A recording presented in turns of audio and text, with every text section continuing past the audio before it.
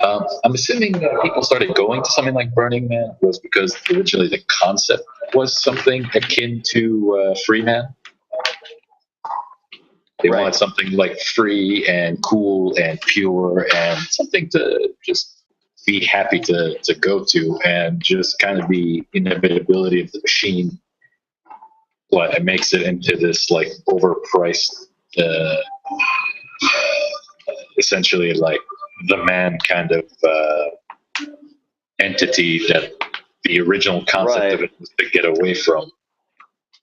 So Well, that's why they call it Burning Man, is because they were burning the man, as in the man keeping you down. They burning the man in effigy. That's the whole purpose of Burning Man. Is it's like it's exalting the counterculture, but now in a way it's kind of been co-opted by the mainstream man culture. I mean, in some ways, it's never going to be fully mainstream because of the fact that it's in the middle of the desert and people are running around naked and taking lots of drugs. So true, but the thing is, I think it is mainstream because that's what they want to do with the other ones. But it's just legalities would prevent them from doing so. Well, they're still subject to the laws of the state when they're in Nevada. Does Nevada not have a law against nudity?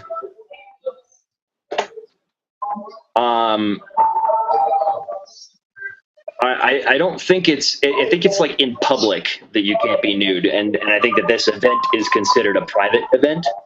So, but there's still cops patrolling through Burning Man all the time, and they're arresting people for drugs and public intoxication, not public intoxication, indecency, catching people with drugs, catching people with like lewd conduct, maybe.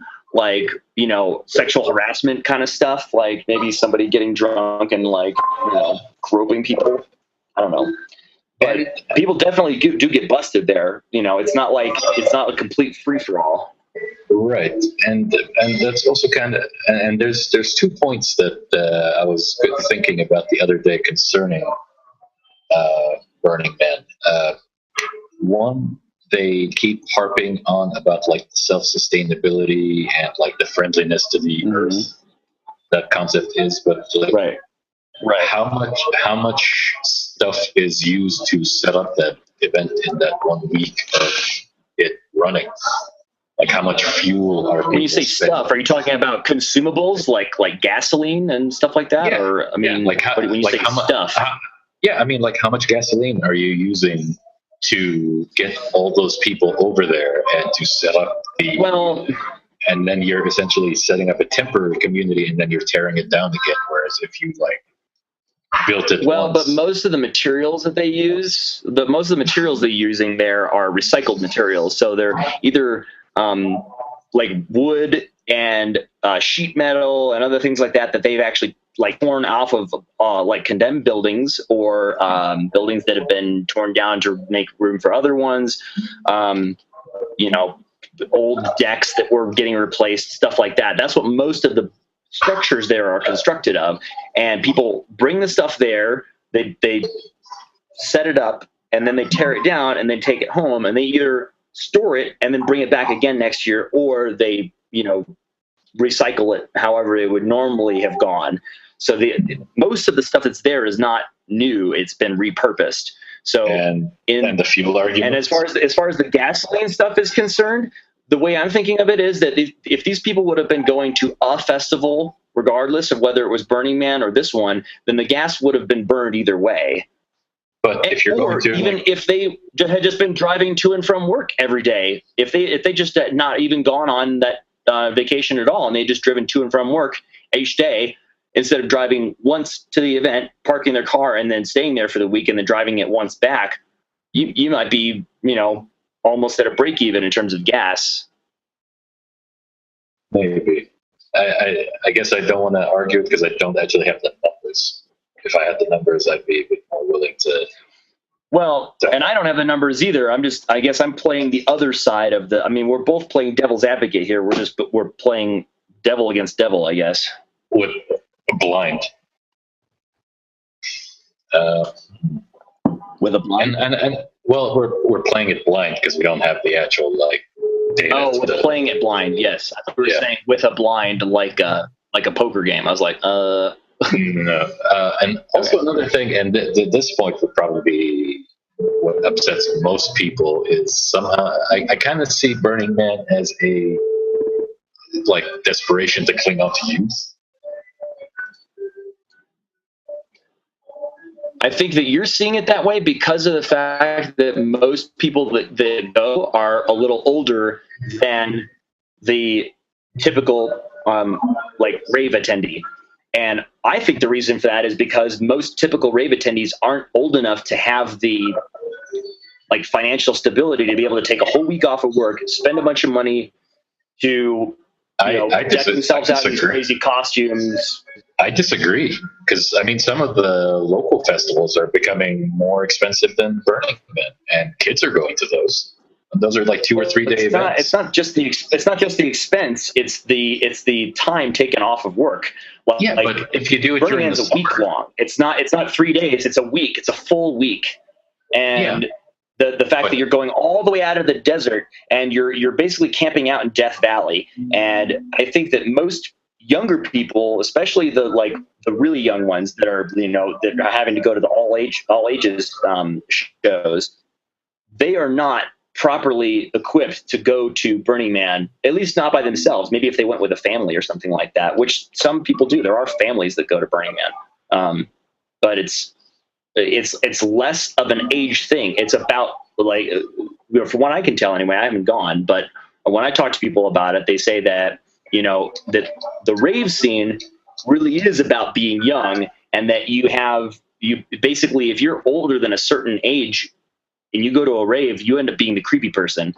Whereas at Burning Man, it doesn't matter how old you are, because the people who started it, however many years ago, are now in their 40s and 50s and stuff. So, and they're the ones who are running the whole thing, and they're still going. And a lot of people who went the first few years are still going. And so there's a mature community of attendees who are still going and still participating and adding value to it. So it's like, I would say that the mainstream rave event demographic is more ageist than the Burning Man one, just because Burning Man basically says it doesn't matter how old you are, it doesn't matter how much clothes you're wearing or not wearing, whether or not you have a gut. I take issue with calling it mainstream or not. Burning Man is very much mainstream now. Just because people have heard of it? No, everybody knows about it. I mean, like Oakenfold plays there. How much more? Like, and what's his name? Tiesto's, I think, played there as well. But the mainstreamness of something isn't determined by the artists that are playing there. The mainstreamness is determined by who's attending it. Yeah, and I mean, most of the semi underage-ish go-go dancers that would be dancing at, say, like Global or something, those girls are going there every year. So, I mean, maybe if you told me 4 years ago, 5 years ago that Burning Man wasn't a mainstream thing, I might agree with you. But I mean, now, but you have to compare it to the mainstream, though. Like, mainstream to me is like not even electronic festivals. Mainstream to me is like rock concerts and rap concerts and stuff like that. Electronic is still not as, I mean, it's getting up to the point where it's now like competing on a national level with rock and but it's only the really, really big festivals that sell out the big arenas. U2 can sell out an entire football stadium by themselves. It takes 5 or 6 electronic artists to do that in any given arena. So I think that electronic itself is still underground. Then the fact that Burning Man is the kind of place that only certain people will go to. Like, most people would say, yeah, I'll go to EDC, or I'll go to what do you call it, Winter Music Conference, or Ultra, or whatever. People will go to those because they're in comfortable locations. There's a hotel nearby. You can catch limos. There's VIP tickets. You can get bottle service. Blah blah blah. All the things you're used to getting in club culture, you can get at these massive festivals. But none of that exists at Burning Man. There's no cash. You're not allowed to use cash for anything. You have to bring gifts and exchange them with other people for gifts that they've brought. And that is how the entire economy functions. I'm sorry, there is one thing two things you can buy with cash: water, like bottled water, and coffee. So you're gonna say condoms. Those are the two, like, no. I think there's people there who actually, like, they come and their thing is that they bring condoms, and that's their gift that they bring to.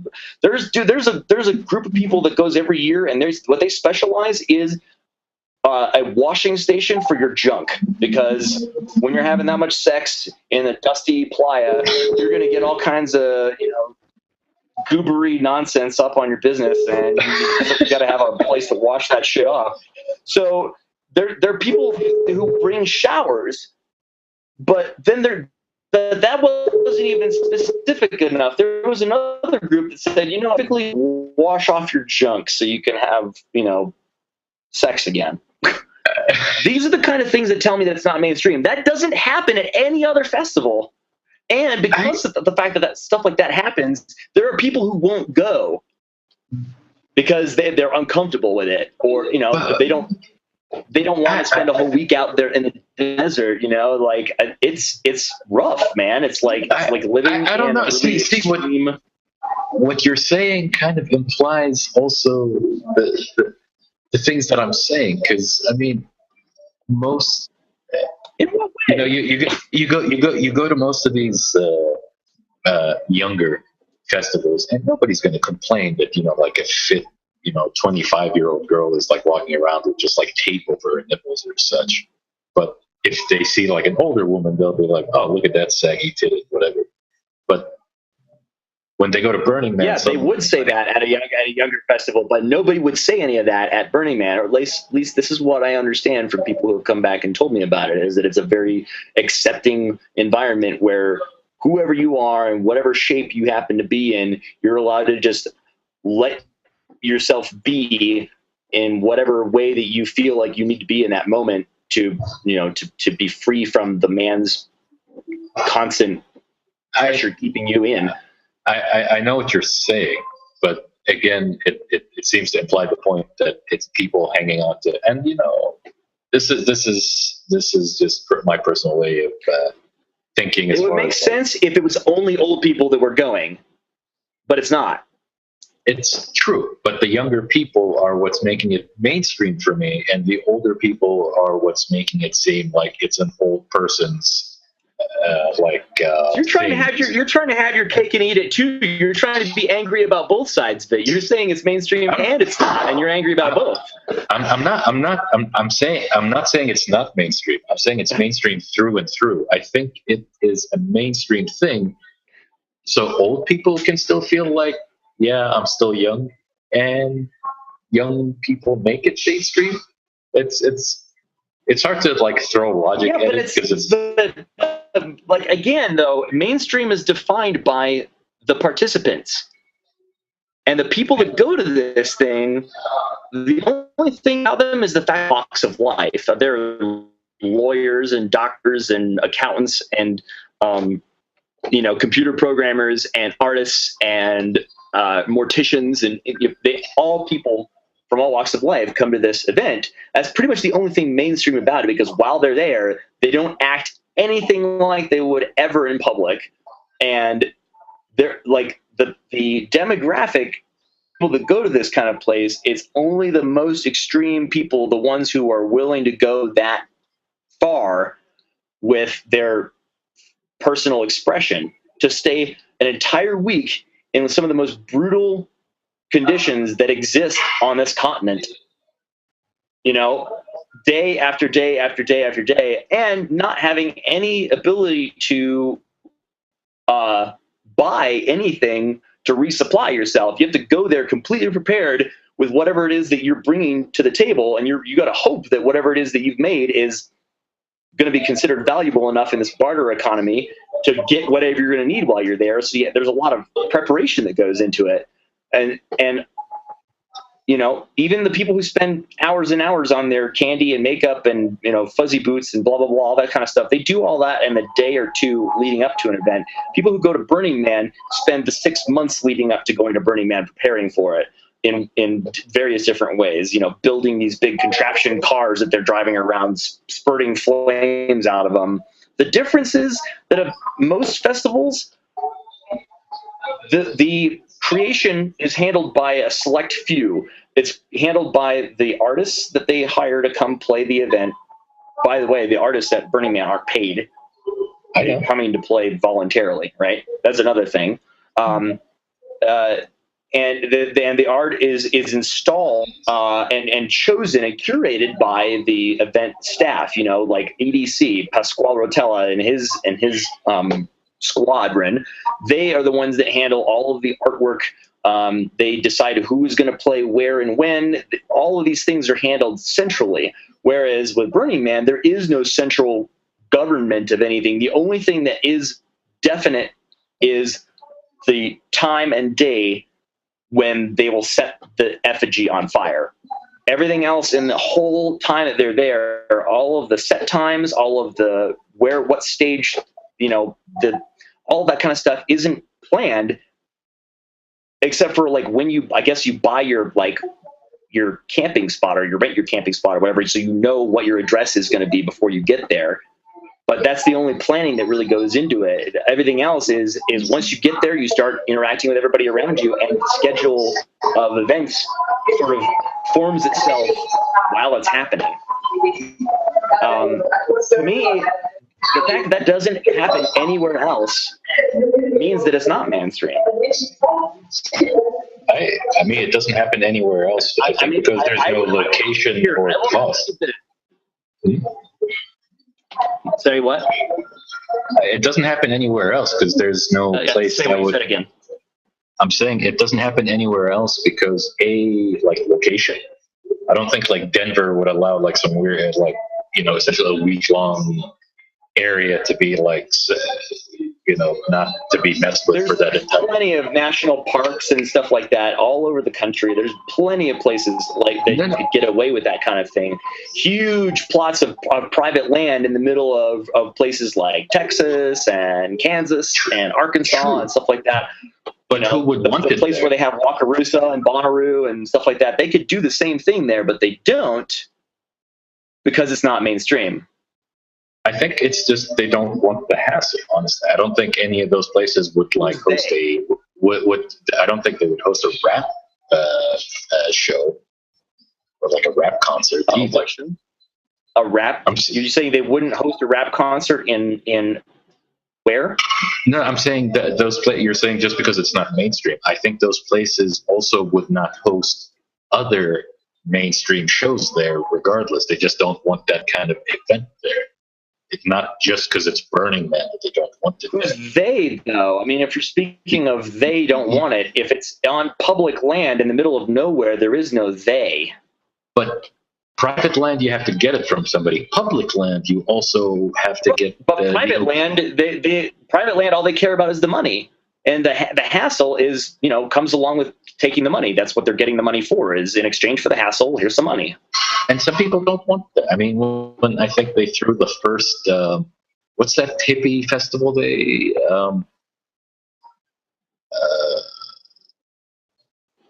are the big hippie festivals? I'm assuming you're talking about Apogea. No. It's not electronic. It's one of the older ones. I think it was from the 60s or 70s. Woodstock. Woodstock. Thank you.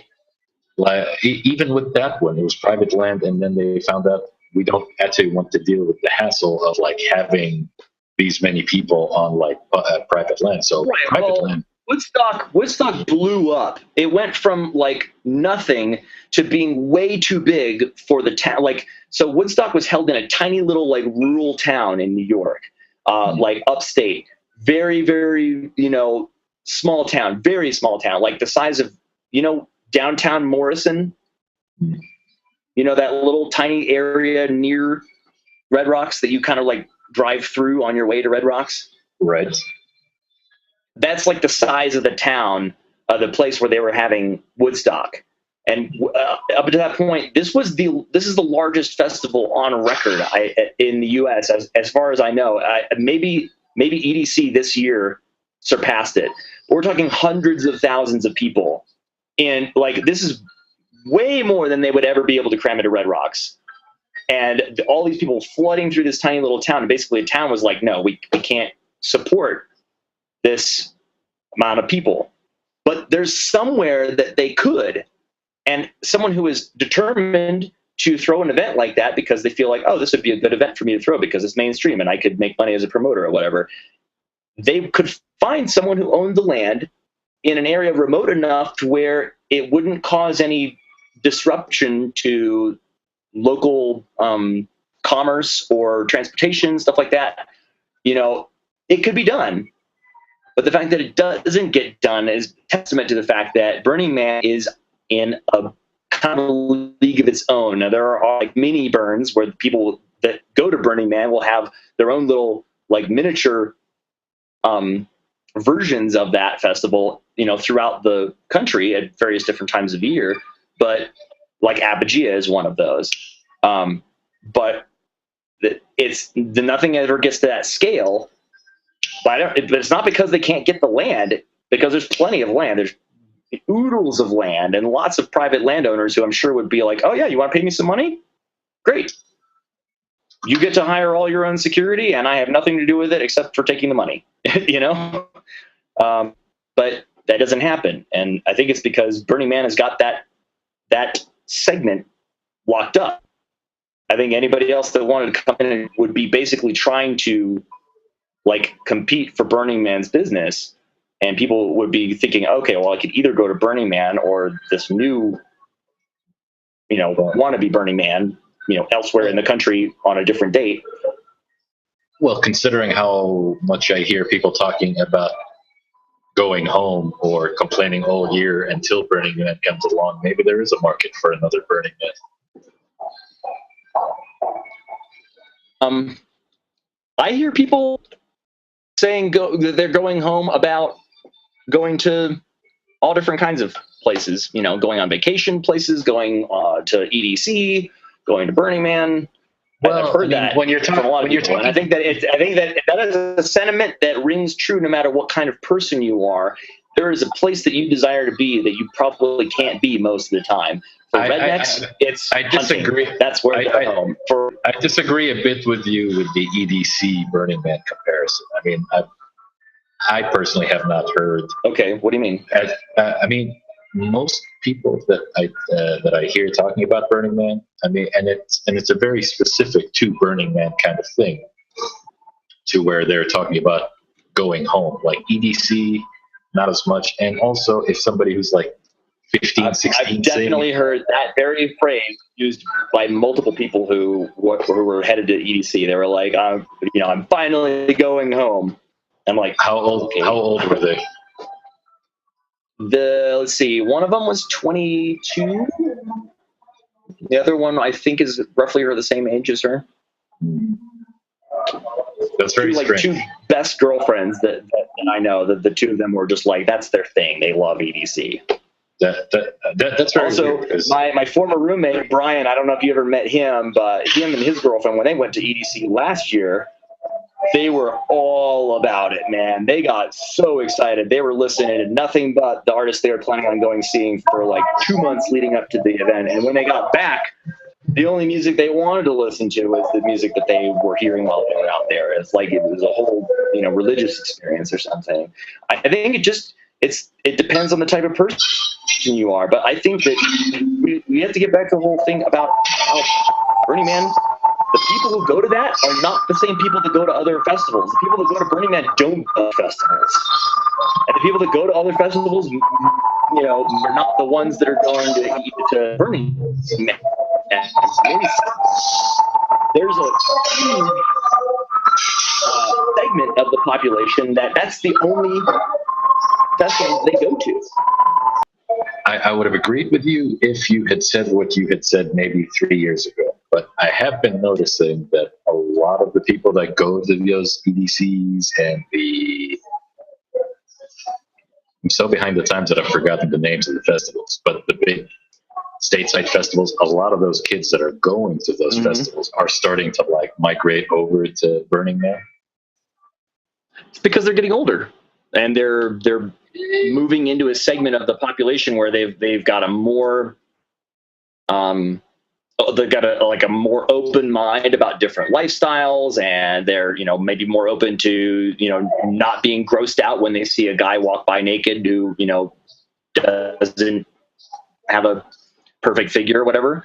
I don't think that just comes along with age. But here's the other thing.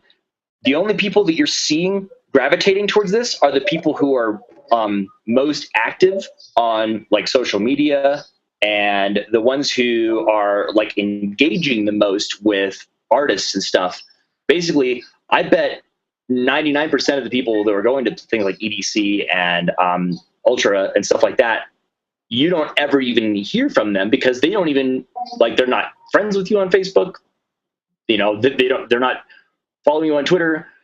They're a completely different generation from you, so you're not even seeing them because they're in a different demographic. Whereas I think the people that you are connected to are more likely the people who have been in the scene up to where when they friended you or when they started following you when you were still DJing. So now they've been in the scene for 7-8 years, and they are looking for something more substantial, something more, holistic. They want an experience that is not just lots of drugs, crazy loud music for 2 or 3 days. They want something where they can go and have the possibility of being lost for an entire day while they're there, and have that not necessarily negatively affect the overall outcome.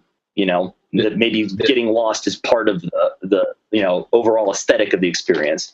Anyway, this particular discussion, I think that's part of the problem is that you've got a limited sample base that you're pulling from. You're using your window that you look through into the world to see what you think is a representation of the people who have started going to Burning Man, who used to only go. Those are still a very tiny fraction of the number of people who are going to EDC and Ultra and stuff like that. This is interesting. This is more so showcasing the differences in philosophies that we have. Is these particular types of events and the reason why people go to these kinds of events. I subscribe to kind of like an older man's model of personal conduct, and I don't think anti-hippieism is the right word, but I'm not much of like a free spirit or spiritual thinker or that kind of thing. So right, and you don't have to be, and no one's asking you to be, but to say that people who are doing that is mainstream I think that the ultimate definition of mainstream is when you're getting older, you get more conservative, which is what you're saying. The counterculture says as you get older, you become less concerned with playing by the rules. To some degree, I'll agree with you. I think hopefully this the show goes on for a while. Not that I like it, but I'm thinking it might be an interesting experiment to one of these years go and make a definitive show on what we've seen and our thoughts on it, and see if there's any change of mind, because I dislike making assumptions on things that I haven't personally experienced. I can only speak about Burning Man from just what I see online and from just what other people have told me. It doesn't quite tickle me in a way I like, but for me to just kind of definitively like open or close the door on that particular topic, I think it is something that we should go see, and then we can make a definitive point on see if we change our minds or not. I think I just figured out what I think it's mainstream, or at least one of the things that's making you feel at your gut that it's mainstream, and that is that you don't like it. At least your initial impression is, ooh, I don't like that. That must be mainstream because I'm not. Well, I'm not going to lie and say I don't like a lot of mainstream stuff. I'll be the first to admit that when CDJs first came around, I was very anti CDJ for maybe the first like 4 or 5 months of it coming out. Yeah. I can admit it. Hmm? The what? You're chugging the haterade. Well, You're chugging the haterade. It's how can I say? It was a stupid. I'll admit it. It was a stupid thing to be against, but how can I say? I felt that it cheapened the craft, but then at the time of vinyl and all that thing, there wasn't really that revolution of more things you could do while performing. So when CDJs came along, the first few CDJs were then actual vinyl. Like the only thing that really made them stand out was the fact that you could skip between tracks immediately, and I think they had like a cue button and stuff like that. But they didn't have looping. They didn't have like beat mashing. They didn't have their own. Some CDJs now have like built like and like the really ones, those new tunes together with a network cable, and just plug one thumb drive on one of them, and it transfers the music to any of the connected devices in your array. So you can have like 4 decks going with one drive, and they're all just each other with Ethernet. So now, obviously, it's like, oh, okay, well, this is clearly far more functional than the record player was, and it is far more versatile.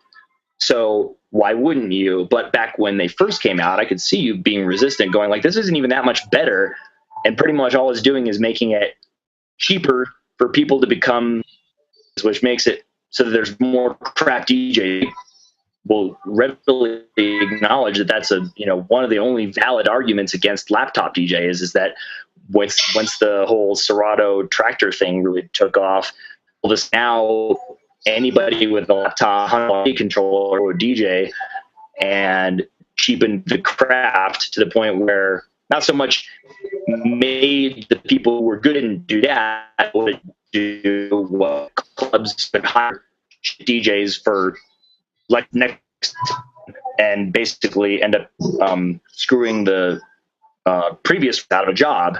So they either had to, lower their bids or come up with other ways to make their money. So I could see that argument, and like I said, I'll acknowledge that the validity as well. I'm not saying I was going to try to pull up our document. Mm-hmm. Go ahead.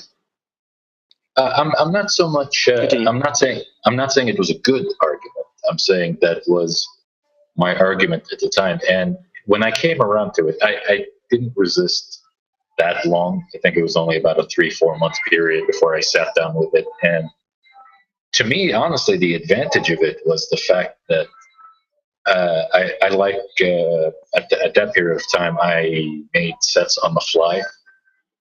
So the fact that I could carry around thousands of tracks with me to, if I wanted to set, yeah. Records are really flippin' heavy. Most of the people that are probably listening to this or are DJing these days, or performing, I should say, don't know what it was like carrying around like a 60-pound bag of records that was holding, like 30 records. So it was kind of a hassle, right? So CDs.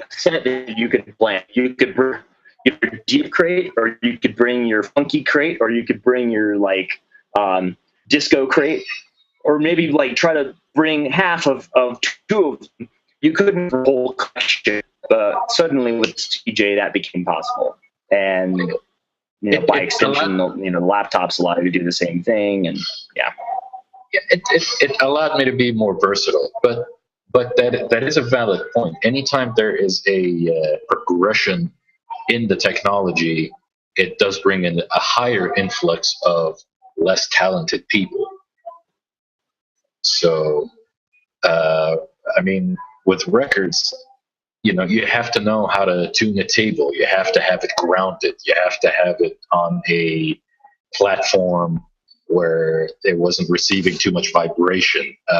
Mixing even was a bit more iffy because you had to do consistent. extra stuff. Like, didn't you have to do some special configuration with your you had to like have some sort of special part of your sound system where you were taking all of the frequencies, its full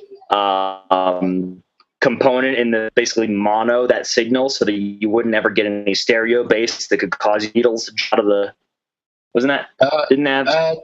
That not I wasn't a sound engineer, so that might have been something they did. But I mean, I'll tell you the basic issues that I've run into as an initially vinyl DJ. One of the things was grounding, and you'd be surprised how many venues that I went to that did not ground or properly ground their tables, and that causes feedback and all sorts of issues. That's number one. Number two, vibration. Some venues actually forget that, since you have these massive hundreds of thousands of watt systems going, that it might vibrate the area that the turntables are on. Usually you have to have them sitting somewhere where they're isolated. So that was another thing. Another thing was... so they would have like foam pads and stuff. They'd put them on it or like suspend them from something. Something they had to take care of it. That was the whole vibrating thing. Like I specifically remember learning about this in my like studio production stuff, and it was like what you the production side you can actually you can take measures to make it so that even if they don't have something like that in their system that monos any signal below a certain frequency threshold, if you proactively step in your mix, then when you play that track on, say, control vinyl, and the bass hits really hard, it'll hit evenly instead of like side to side, basically, which is what would cause the needle to skip out of the track. And that was another like thing. There's vibration that is okay, and there's vibration that's not okay. Basically, the gist of that. There was a lot of stuff you had to deal with, which now thinking back on it, it didn't add anything to the performance, having to compensate for it. It was just stuff to deal with. The performance was not better because I figured out how to ground the turntable or how to isolate the vibration or how to even balance the tone arm. That was another thing, because you have to worry if the tone arm was too heavy, it would cut into your records, and over time it would degrade your record. If it was too light, any bump will take the needle out of the exactly. So it did not add anything to the performance. So having to babysit all of those things all the time probably kept you from progressing to another level where you could have started learning some more advanced turntablism stuff, or maybe beat juggling. There are all different kinds of things that you might have done with vinyl had you had more time, that you weren't spending just fiddling with stuff to make sure that this came out without getting interrupted. Exactly right. So, and this happens, I think, with any sort of old guard that grew up on a certain technology or started their careers on a certain technology. I was resistant, but I initially what won me over was the fact that I could carry so much of my music with me. And another thing that helped was with vinyl, no matter how dead on you have your mix, since it is a physical, essentially analog sound and physical disc that you're spinning, even if you have a very, very small portion of a percent deviance between two records, eventually it'll come off. So you have to babysit it. Whereas with digital, you can pretty much just lock in that mix, that BPM, and then you could do something with like an outboard effects board, or having two records playing while you bring in a third one to bring in samples or vocals or or whatever Right. it is. So once I saw the So you're advantages, talking like you're talking about using the like, BPM, the CDJ. So using it's built in like to determine the beats per minute, and then you use what do you call it, the pitch fader to and then you just watch the numbers change until they get dead on, and then you know, or I mean, obviously in phase, but is that what you're talking about? not quite. No, honestly, I didn't use the BPM counter that much. You came in a few years. I know what you're talking about now. It's the difference between a digital turntable being dead on that you set it at versus with vinyl. You had started playing, but then just variations in the way that the motor would spin and variation in the track, depending on the intensity of the waves that were being played, track, all that kind of stuff would lead to vinyl drift. Exactly, it would actually right. change in BPM like slowly over time. Exactly, and I mean sometimes even if you figure out a certain turntable's characteristics, the vinyl itself might affect the BPM as well. So it just was tougher to do more stuff because you had to spend more time babysitting. So with CDJs, that was one thing that I liked because it gave me freedom to do other stuff. Whereas, layering more turntables, more effects, even just performing. Whereas with with actual vinyl turntables, there was a lot of time and brain power spent just making sure that those things didn't come off. So, like some of the criticism that's being leveled at laptop DJs, they say all he does is sit there and stare at his screen and it's like back stuff with vinyl and not looking up at the crowd very much at all. Maybe once every 30 seconds or so for a quick glance to make sure that the dance floor hadn't emptied on them. But other than that, they'd be sitting there just nudging this, dragging that, constantly fixing thing just to make sure the sound is coming out.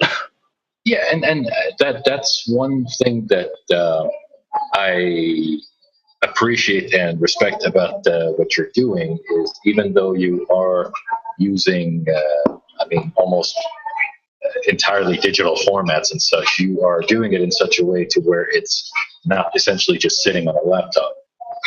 To me, if you're doing what a vinyl DJ was doing on vinyl turntables on your laptop, at the end of the day, it doesn't matter what I think, but to me, that just seems kind of like a cop-out because it's not interesting. But if you're layering live effects, if you're throwing in samples, if you're using other devices and utilizing your laptop, then have at it.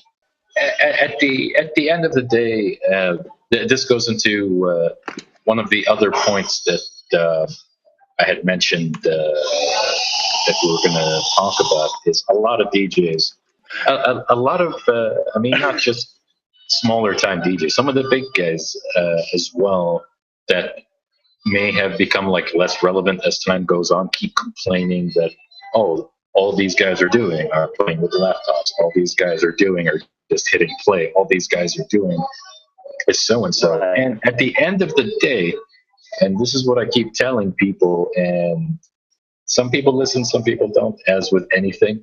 At the end of the day, it's the people that are listening to your performance.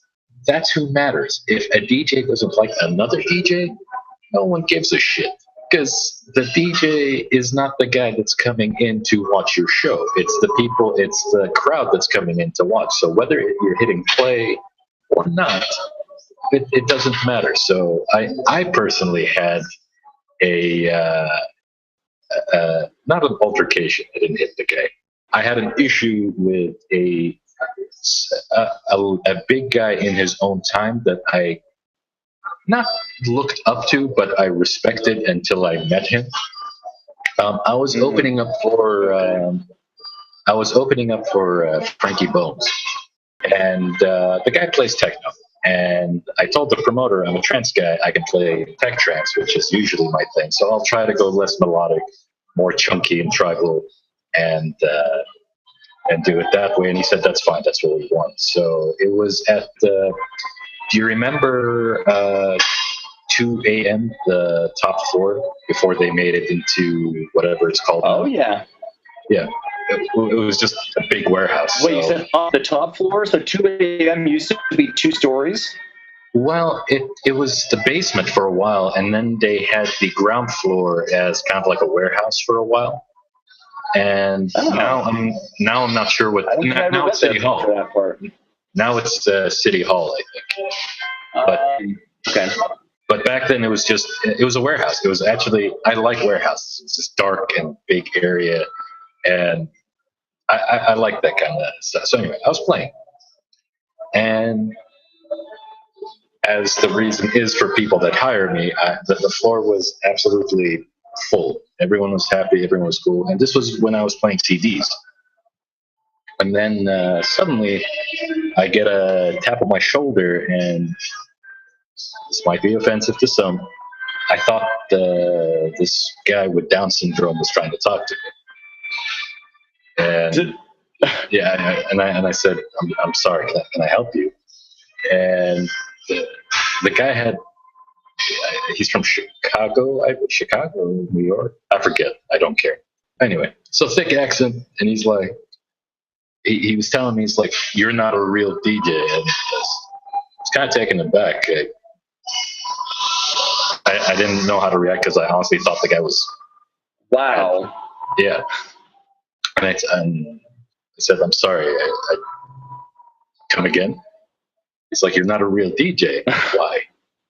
It's like, real DJs play vinyl. And I told him, like, I'm sorry, man. Who the fuck are you?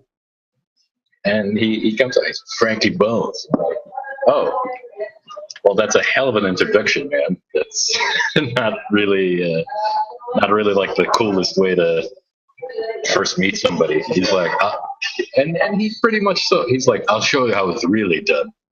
All right, man. I got another 45 minutes or so. I look forward to seeing what you can do.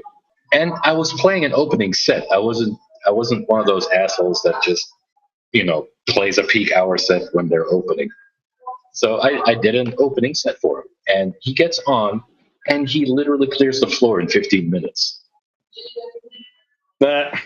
So, yeah, exactly. Did you say, is that how it's done? I stayed in the booth till he cleared the floor, and I made sure that he saw me like walking off after he was done. Because I was open to the idea. I'm saying this guy, has been playing for 8,000 years. Maybe he does know something I don't know. I doubted it, but who knows? Maybe he does. And the guy cleared the floor, and was really he didn't read the crowd.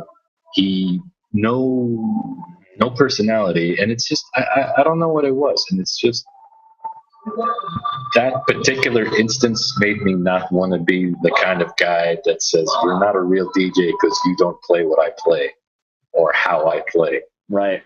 Because you never know. Somebody. Here's another there's an interesting correlation here, right? When someone is resistant to adopting new technologies, they're resistant to adopting new mindsets.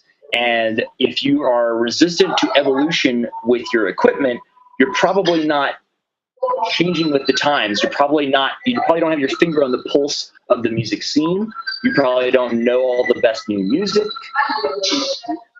It's a pattern. People who are not adapting to technological changes are not good at adapting to other types of changes. Yeah, it's true and not true. You could still be open, but still use old technology. I mean, I'm not as advanced as you are, say, with how far you've gotten with the extra gadgetry that you use on your performances. I'm still pretty much a CDJ. I'm a CDJ guy with an effect. That's okay. I'm just saying, there's nothing wrong with using CDJs. If you're using them because you are afraid, or you've tried to move up to the next level and you found it too hard, or you just couldn't understand it, or you don't want to put in the time or whatever, if CDJs, because they are they are conducive to whatever it is that you're going to do with you're actually getting a good flow out of them, then kill it with CDJs. There's plenty of people who will just absolutely destroy on CDJs. I don't know if you've ever seen James Zabila play on CDJs, but that guy just wrecks on CDJs, using all the digital functionalities of them and just like cutting everything up. So I have no problem with people using CDJs. It's the people who are against the technological development because they're resistant to changing. And it's those people that I think are incapable of evolving. And they're the people that are like, Frankie Bones and other people who will actually go out of their way to say, oh, you're not a real DJ, or you're not a real musician because you're not doing the things the way that I do them. If they're capable of adapting, I can play on CDJs and a laptop. I haven't played on vinyl, but I've never had vinyl tables. So maybe if I had, I would have. But there are people who can't play on a laptop because they've never graduated. They never tried it.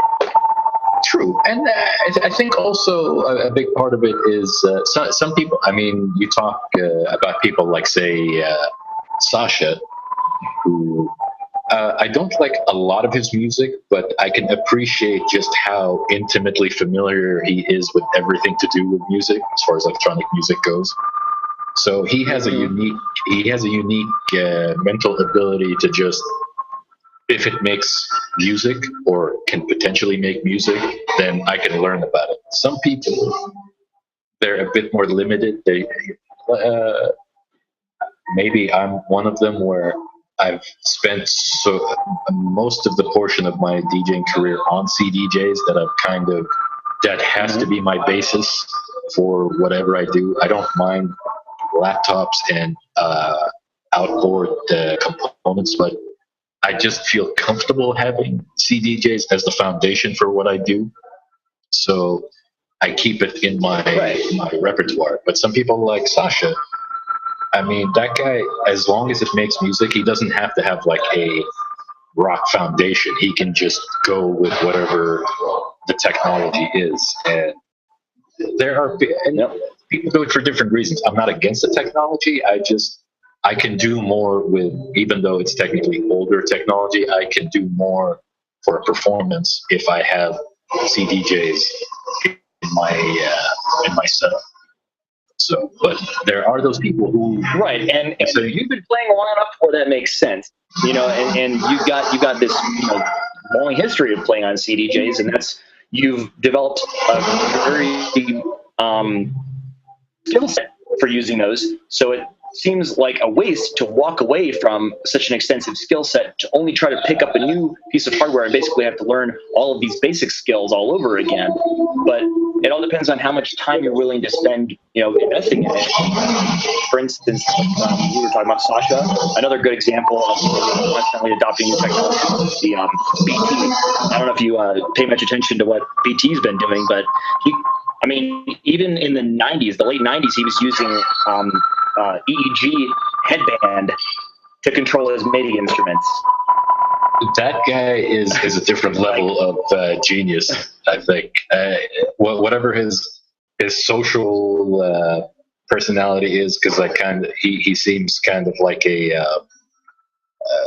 kind of a queen in his social demeanor. But as far as musically, he's had some faux pas recently, like calling out Porter Robinson and being a real dick about it. Talk to the guy personally. Don't call him out on Twitter. Exactly right. But that aside, as far as his musical capability, even hearing his old stuff, you can tell. Again, similar to Sasha, you can tell the guy knows exactly what he's doing.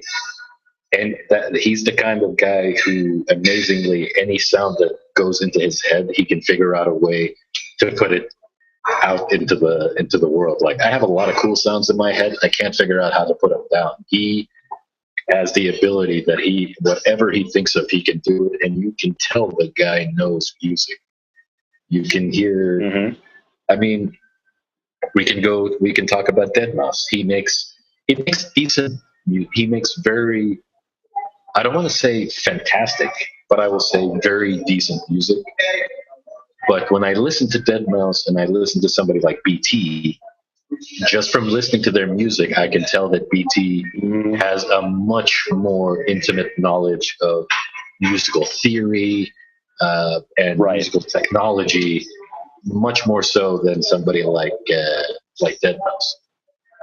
Well, Even though Dead Mouse doesn't use a lot of acoustic stuff. That's one of the biggest differences. Is that BT uses a lot of analog and acoustic, like organic material to generate sounds that he samples and then puts them into his music. Whereas Dead Mouse uses almost all synthesis or samples that he has specifically engineered and then turned into his own little like personalized sound set. When you hear a certain clap, that's a Dead Mouse clap, or that's a Dead Mouse, snare or whatever, a Dead Mouse synths. He's maybe built his entire sort of library of personal sound timbres, but it's almost all from synthesized stuff, and it doesn't have that organic quality to it. And part of that, I think, is because he went overboard on like building a studio full of synthesizers. I don't know, you've probably seen his wall of synths, right? It's like ridiculous. Right, but that's not the way that BT produces. BT produces with microphones. He goes around, samples shit, and, then he goes into the studio and chops up those samples into tiny little pieces and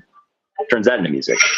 Yeah, I'm not arguing that. What you're saying is absolutely correct. But what I'm saying is you can have two fantastic producers, but you can still tell sometimes one might have more intimate knowledge of the subject matter than someone else.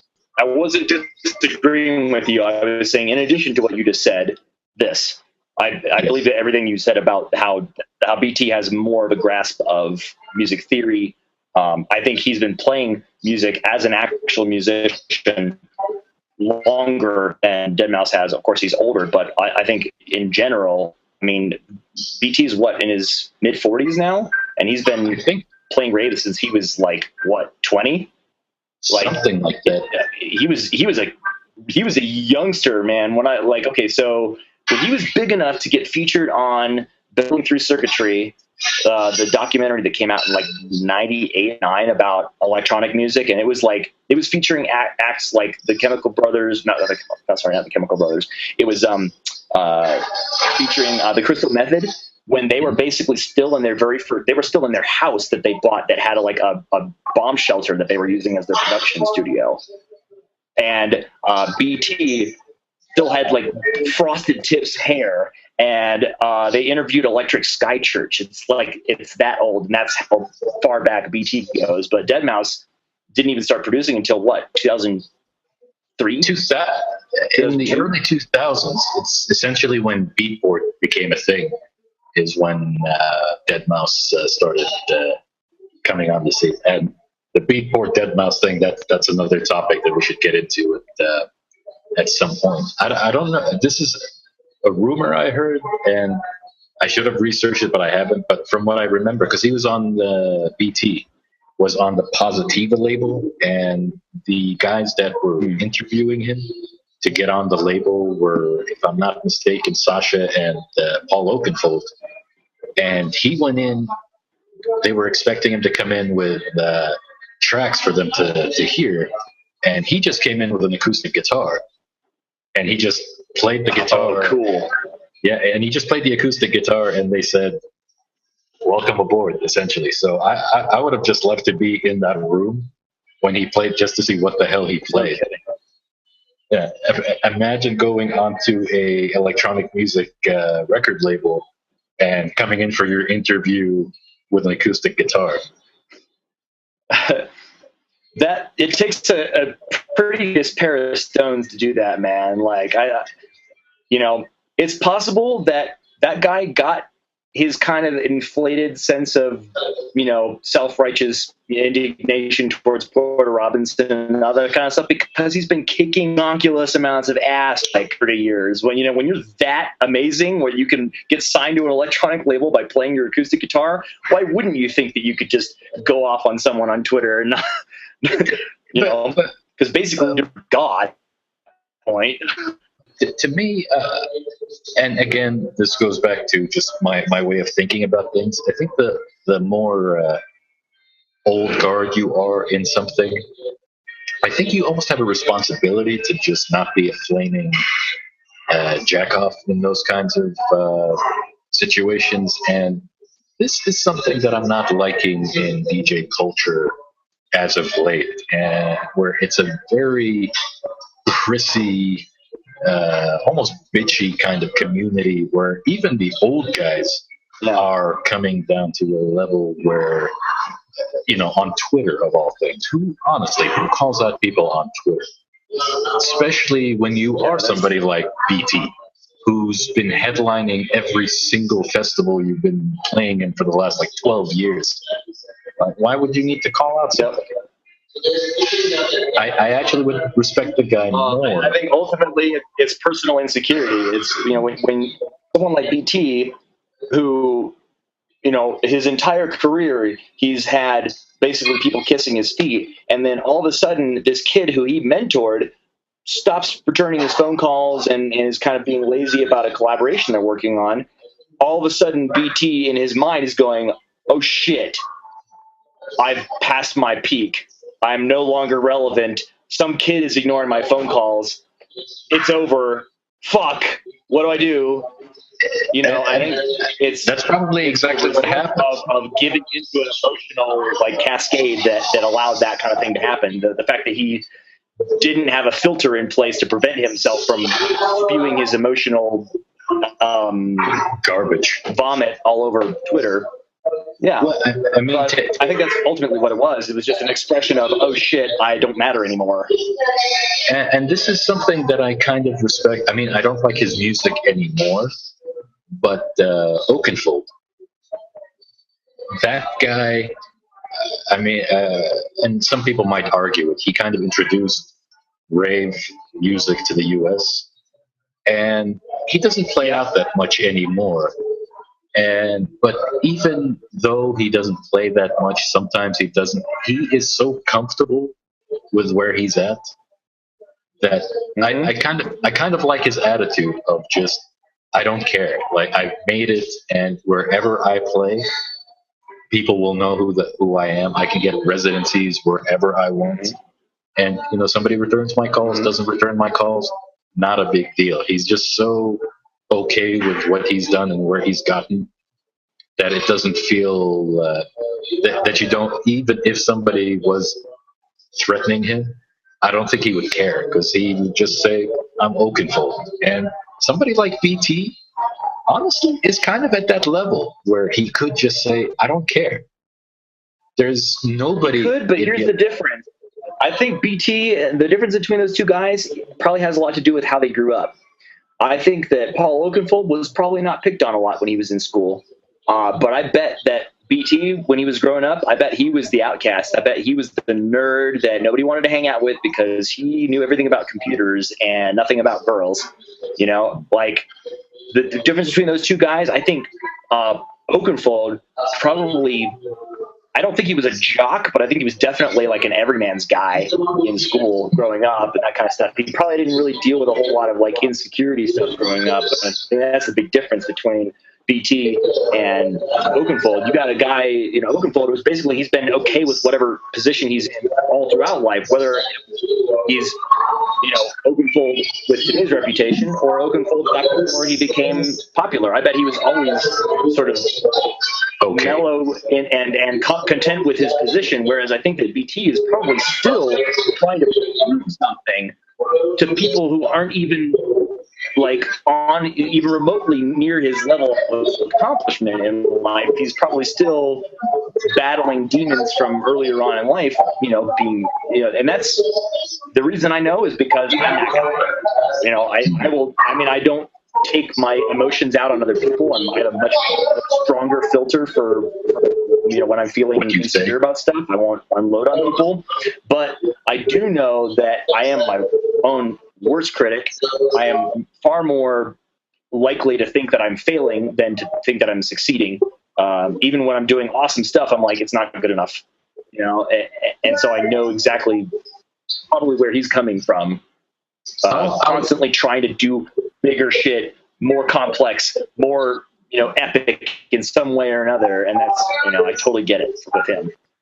That's kind of an interesting. I mean, I completely agree with you. I do think that has a large thing to do with it as far as how they came up. But I was not that I'm comparing either of us at this particular moment to where they are in their careers. But Oakenfold, for instance, is I think he's still pretty much a CDJ guy, whereas BT is not. I don't think BT has ever been a CDJ guy. I think that guy's been all about like using live instruments in his sets. Since back in the 90s. I mean, he was using like, they weren't like computer instruments all the time back then. A lot of times he was using like synthesizers and like beat like drum machines and stuff like that. But I think he's always been like live gear guy. I believe I've seen him playing vinyl. I can't.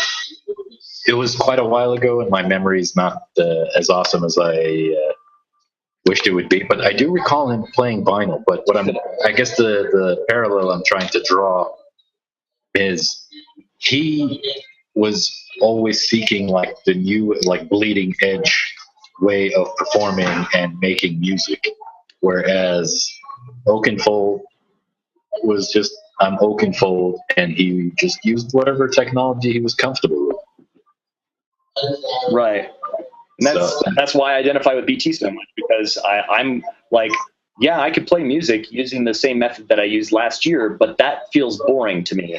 When I get up on the stage, I want to be nervous. I want to be like, man, I don't even know if I like have the, all of this together. I hope it's all configured right. That's part of the rush for me is like constantly pushing the limits so far that shit's buggy, and like that sometimes, I've got too many things plugged into USB at once, and it ends up not getting enough voltage. That's because I'm always trying to do,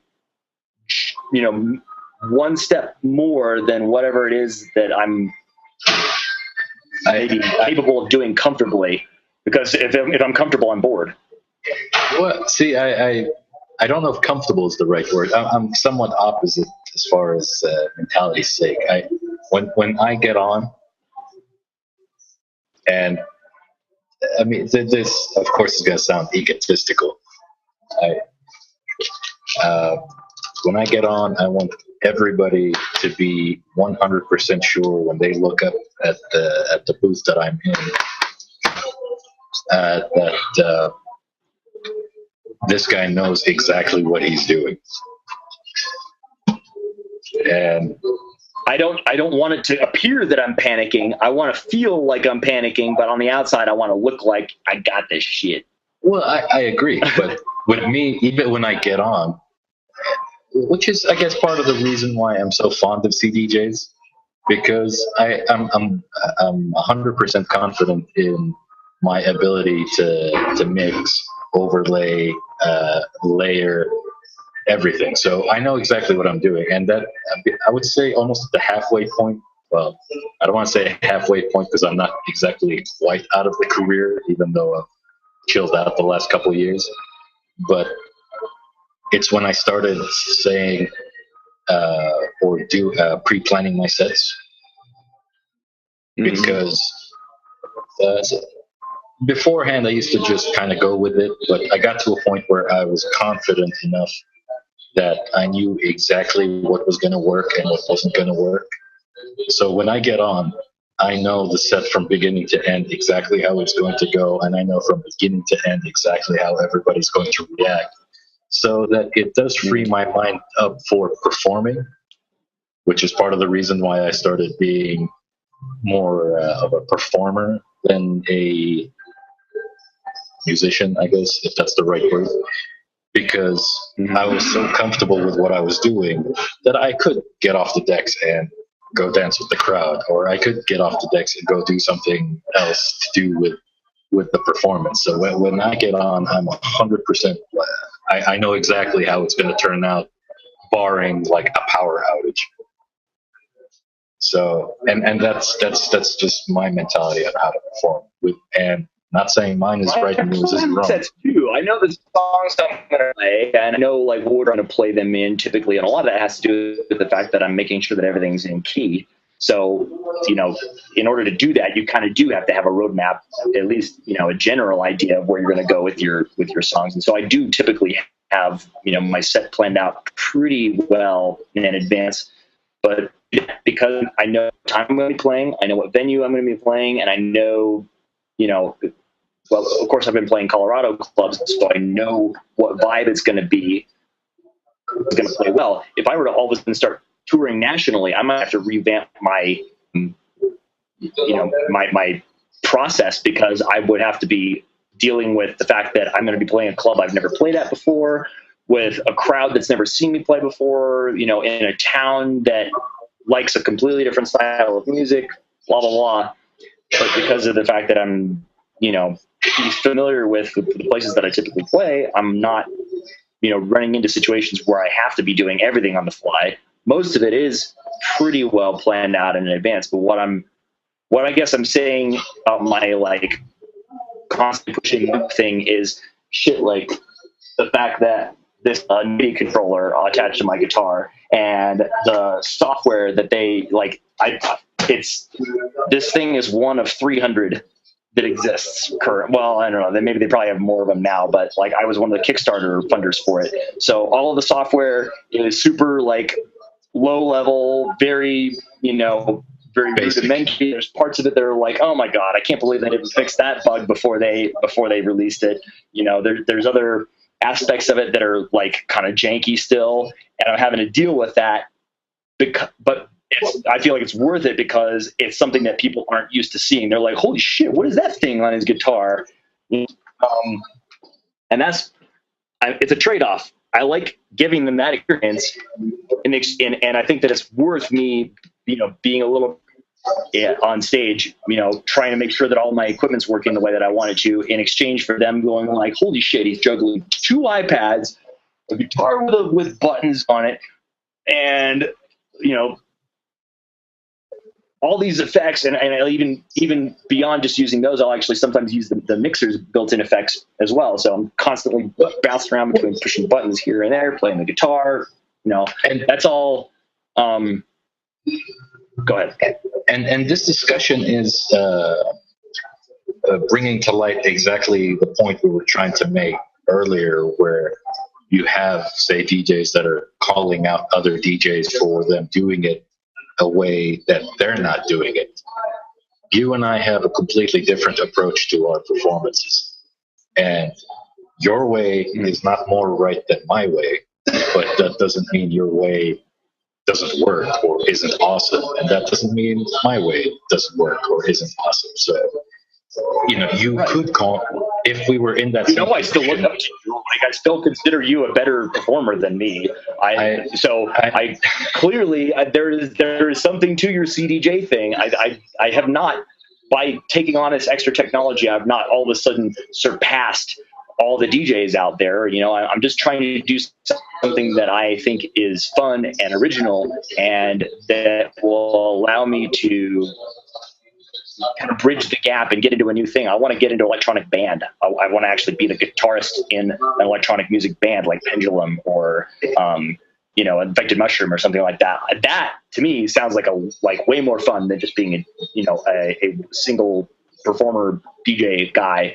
I'd much rather be in a band if I can. And so that's kind of what I'm trying to do right now, is bridge the gap, get myself on the radar as a electronic musician, guitar guy. Yeah.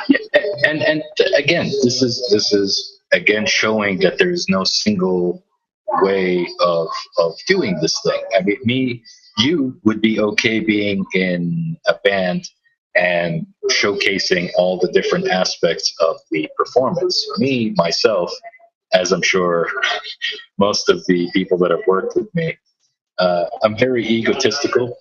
And when I'm performing, even in my contracts, I put that I don't want go-go dancers on the stage or anywhere near the booth, because I don't want anything else but me performing, because some people might say it's a shitty thing, but fuck them. I know what I'm doing. I want. Oh, well, you've also put a lot of time into developing your performer like persona, and so for you to have go dancers on the stage, basically competing for like visual attention of the crowd, where you're basically trying to showcase for them the aspects of your personality that go beyond just doing the deck stuff. You're giving them a show physically with your body, walking up, high-fiving them and stuff like that. You don't want them to be distracted by go-go dancers when you're trying to do this thing that makes you one step above what a normal DJ would be. Well, exactly. Just like I wouldn't want somebody else up there playing guitar on stage with me. I wouldn't want there to be another guitarist, so you wouldn't want another person up there dancing and hyping. Exactly right. So, and again, this is going back to a lot of what these other DJs are saying. Who is anybody to tell anybody else what the right and wrong way is? The end result is, are the people that are going to watch, are they entertained? If they're entertained and they would like to see you again, then no matter how the hell you did it, that's okay. That's good. Whether you play on vinyl, CDs, computers, drums, and there was I keep forgetting the names. There was do you remember Alley Cats? Alley Cats? No. It was above Diamond Cabaret in downtown Denver. Huh. Okay. It was kind of a fetish-ish nightclub that they had penis couches. Oh, that was what it was called, Alley Cats? I actually did go there once. I went there for their like grand opening night, and then it was already closed by the time I tried to go back there again. Well, they changed its name to something else, but before, it was going for a few years. I had a monthly residency there, and on one of the nights that I wasn't playing, I went in, and they had a DJ that was playing essentially like tech house, just very, very, very basic percussion and drums, and then they had a live drummer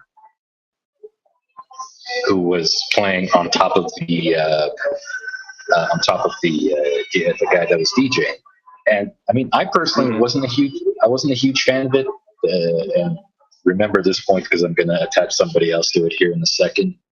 But people were getting into it, so I could not say this guy's doing it wrong, because the end result is people were getting down and they were enjoying it. It's not my way, but dude, okay, go for it. That's a cool, different. Yeah. That's your thing, and good for you. That's a different thing that you're doing, and it's working. And it's not my place to tell you that this is the wrong way because you're not doing it the same way I'm doing it. And the point that I was attaching was one of the guys that you had mentioned. I don't like this guy. I'm not as a person. I don't like his performances, but people got into him huge for a while. Was Zabilia. I appreciated the skill he had, but I could not enjoy listening to him because it just sounded like I am on the same page with you there. I was more appreciating his technical skill than appreciating the musicality of it. Like, to me, I was like, well, if I didn't really know that much about DJing, I would probably be bored out of my skull right now. But I'm sitting here fascinated by watching him doing this stuff with the CDJs, and so there was the nerd in me was like, oh my god, what is he doing over there? But most people on the dance floor, they didn't care. They were dancing. They thought his music sounded good. I thought his CDJ turntablism stuff was good. But he was entertaining me and the people on the dance floor. Maybe that means he was doing a good job. That's exactly what it is. So even though he was doing it a different way, the guy's good for him. And even though there are people that I despise, but even those people I can't complain too much about. Like, say, somebody like Paris Hilton.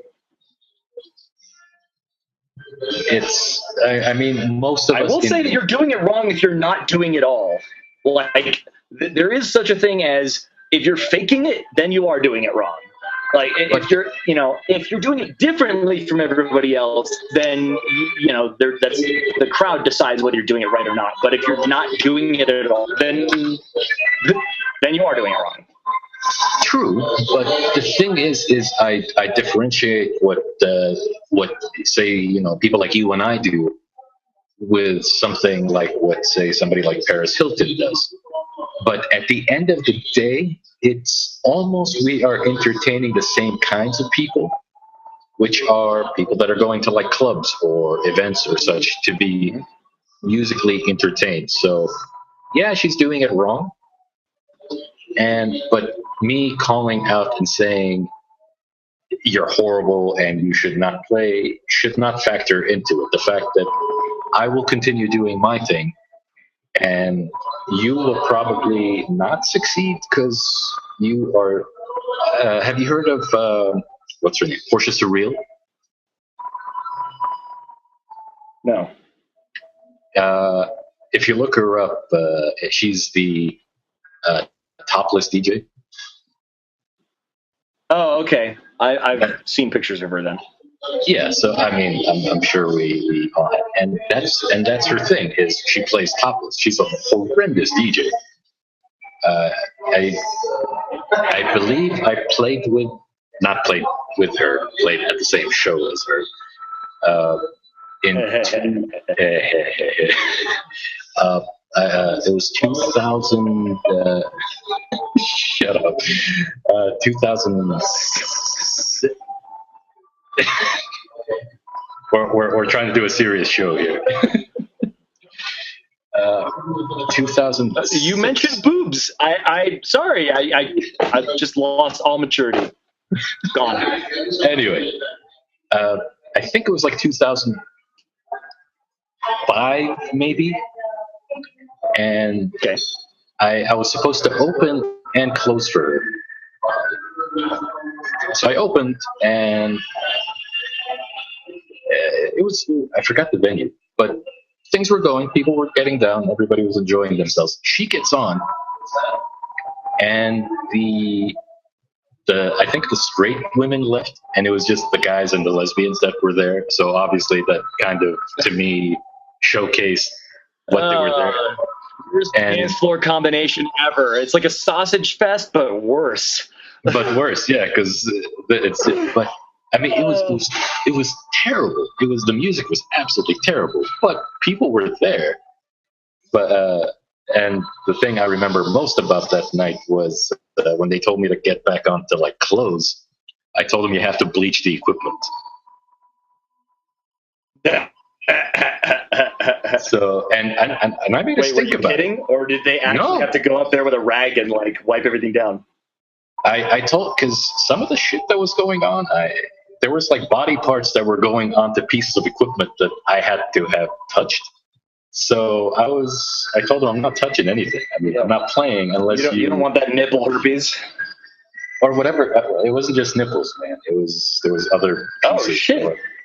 Yeah. Ugh. So, but again, I mean, I could, on a purely technical level, say, that's not how you do it. But at the end of the day, she's a performer. I'm a performer. In this particular case, I know I'm a better performer. My chest might not look as nice. Right. But again, she's entertaining a grouping of people that will come and see her. So going back to BT, you are entertaining people and you're doing a good job. It's really not your place to call out somebody else who's also entertaining and doing a good job. Your personal feelings on the matter shouldn't really enter the equation. And just as a professional thing, Twitter, man, come on. Yeah. Honestly, I really think that he had a overall pretty rare moment of weakness. I think that's the only time I've ever seen him say anything like negative in a public manner. I think most of the time, in fact, every other time I've ever seen him say anything, on social media or heard him talk on the microphone, it's always been this very uplifting, positive, very intelligent voice. And I think it was a moment of weakness. He maybe had been depressed. Maybe his girlfriend broke up today. There's all kinds of things that and everybody shits the bed from time to time.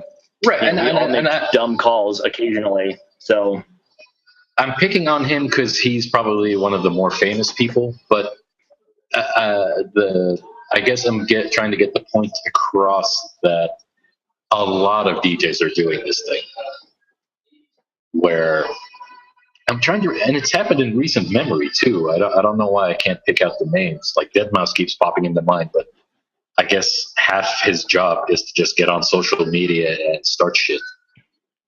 But yeah, well, that's his persona. That's part of like his brand. His brand is Deadmau5, who is constantly talking about things with his cat and has this crazy helmet head and trolls people incessantly on the internet. That is his brand, and like I think that to a certain degree, that's actually really smart of him to be not just his music, but to be a character, to be a memorable character.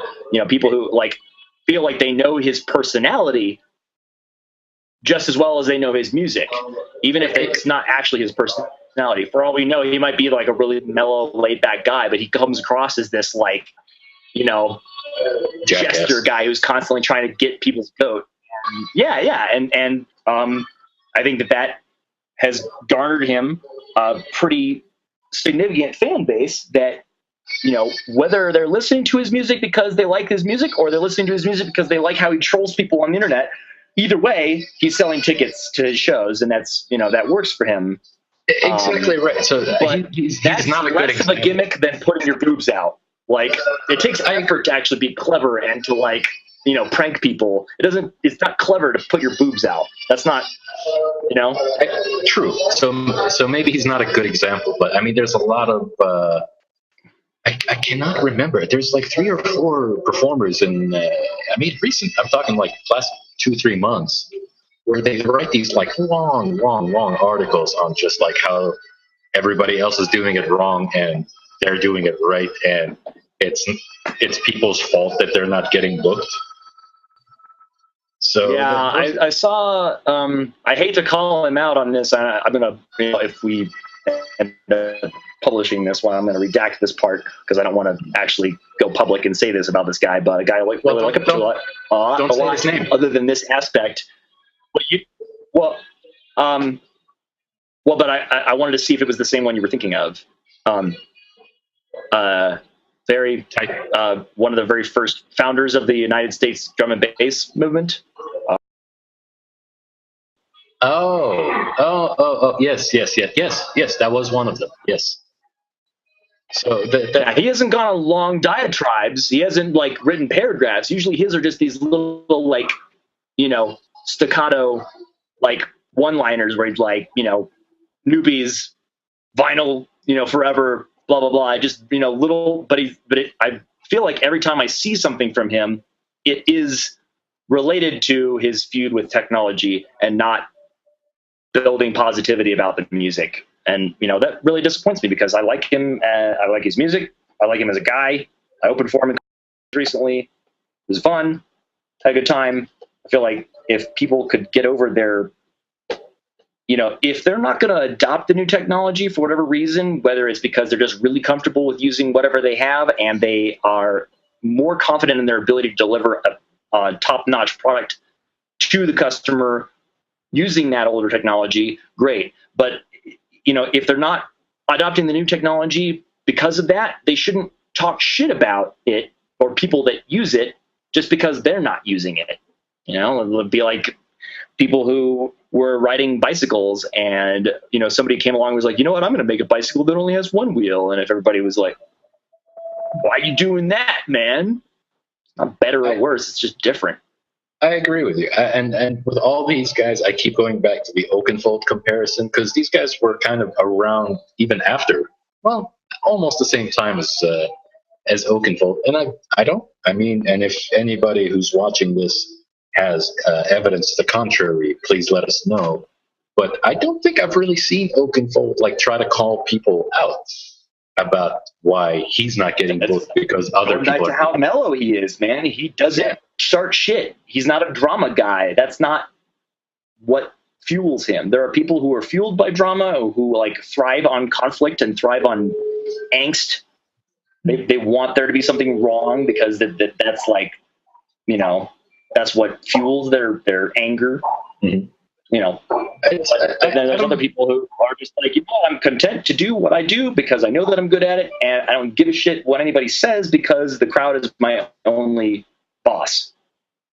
Exactly right. Exactly right. And a lot of those people that are complaining, they're world famous. People know them. You know, they're playing Ibiza. They're playing, you know, all around Europe. They're playing the States. They're playing festivals. So you already have that position. Why are you not using, you know, what you have already to just be good or be better? Why do you have to, I guess, try to cut somebody who's supposedly better than you down so you can get a reprieve? Yeah. So it's all about the insecurity. I think that's what it boils down to. It's people who aren't confident enough in their own abilities, you know, and they're expressing that frustration in their own inability or unwillingness to evolve. You know, maybe even sort of subconsciously, they're expressing outwardly their own frustration with their own like stubbornness. Exactly right. And because a lot of times when people pick on someone, like, you know, the people who get picked in school, typically the ones who are expressing outwardly what the bullies feel on the inside. So, you know, bullies who feel insecure find the most insecure, or at least outwardly insecure person, and they're like, pick on that person because that's what they hate about themselves. Exactly right. And a lot of my respect kind of goes away when I see that. Although a lot of his music is a little too floaty for me these days. I mean, not always, but mostly. But somebody like Armin van Buuren, a lot of people try to rag on the guy. A lot of people try to insult the guy or demean the guy, and the guy just takes it in stride. Usually, I think I've seen him reply, not initiate, reply once to somebody that was trying to cut him down. But the guy's he's cool. He knows he's made it and he's confident, and that guy will probably continue to be booked till the day he decides I'm not playing anymore. So I don't know.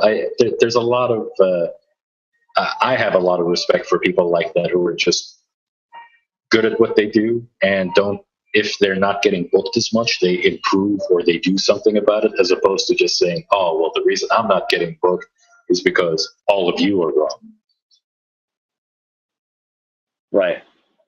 Yeah, I think that's actually, I would be more likely to book Oakenfold than I would be to book one of these other artists who is, you know, out there starting shit with people, or you know, even not starting shit with cool people, but like expressing publicly their distaste for the evolution of music technology.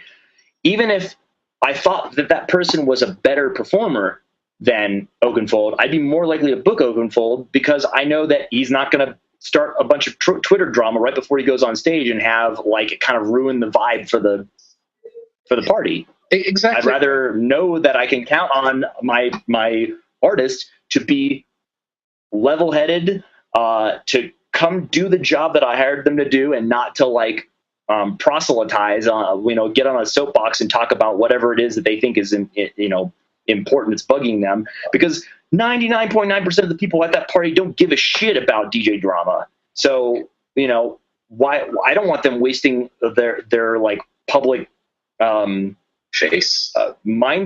share on drama that nobody gives a shit about. I mean, even the DJs most of the time don't give a shit about it, much less the fans who don't.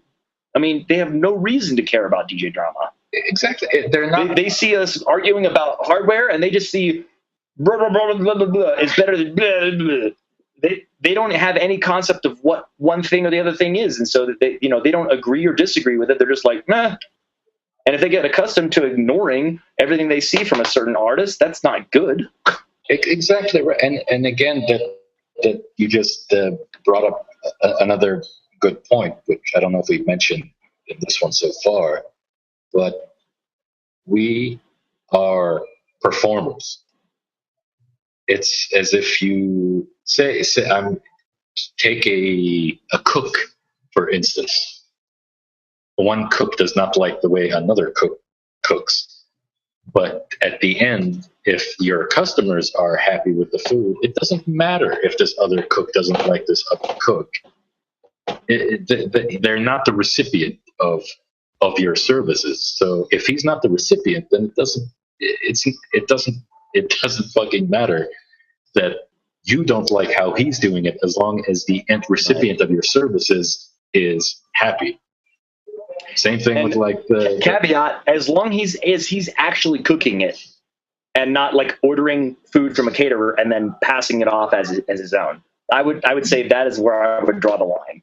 Yeah, and see that's a how can I say that's kind of an interesting point to make, because that compares to the Paris Hilton discussion, because at the end, as long as the customer is happy, the customer doesn't care where or how it gets there, as long as it gets there in a way they like. So I agree. Right, but if you're faking it, you'll never. If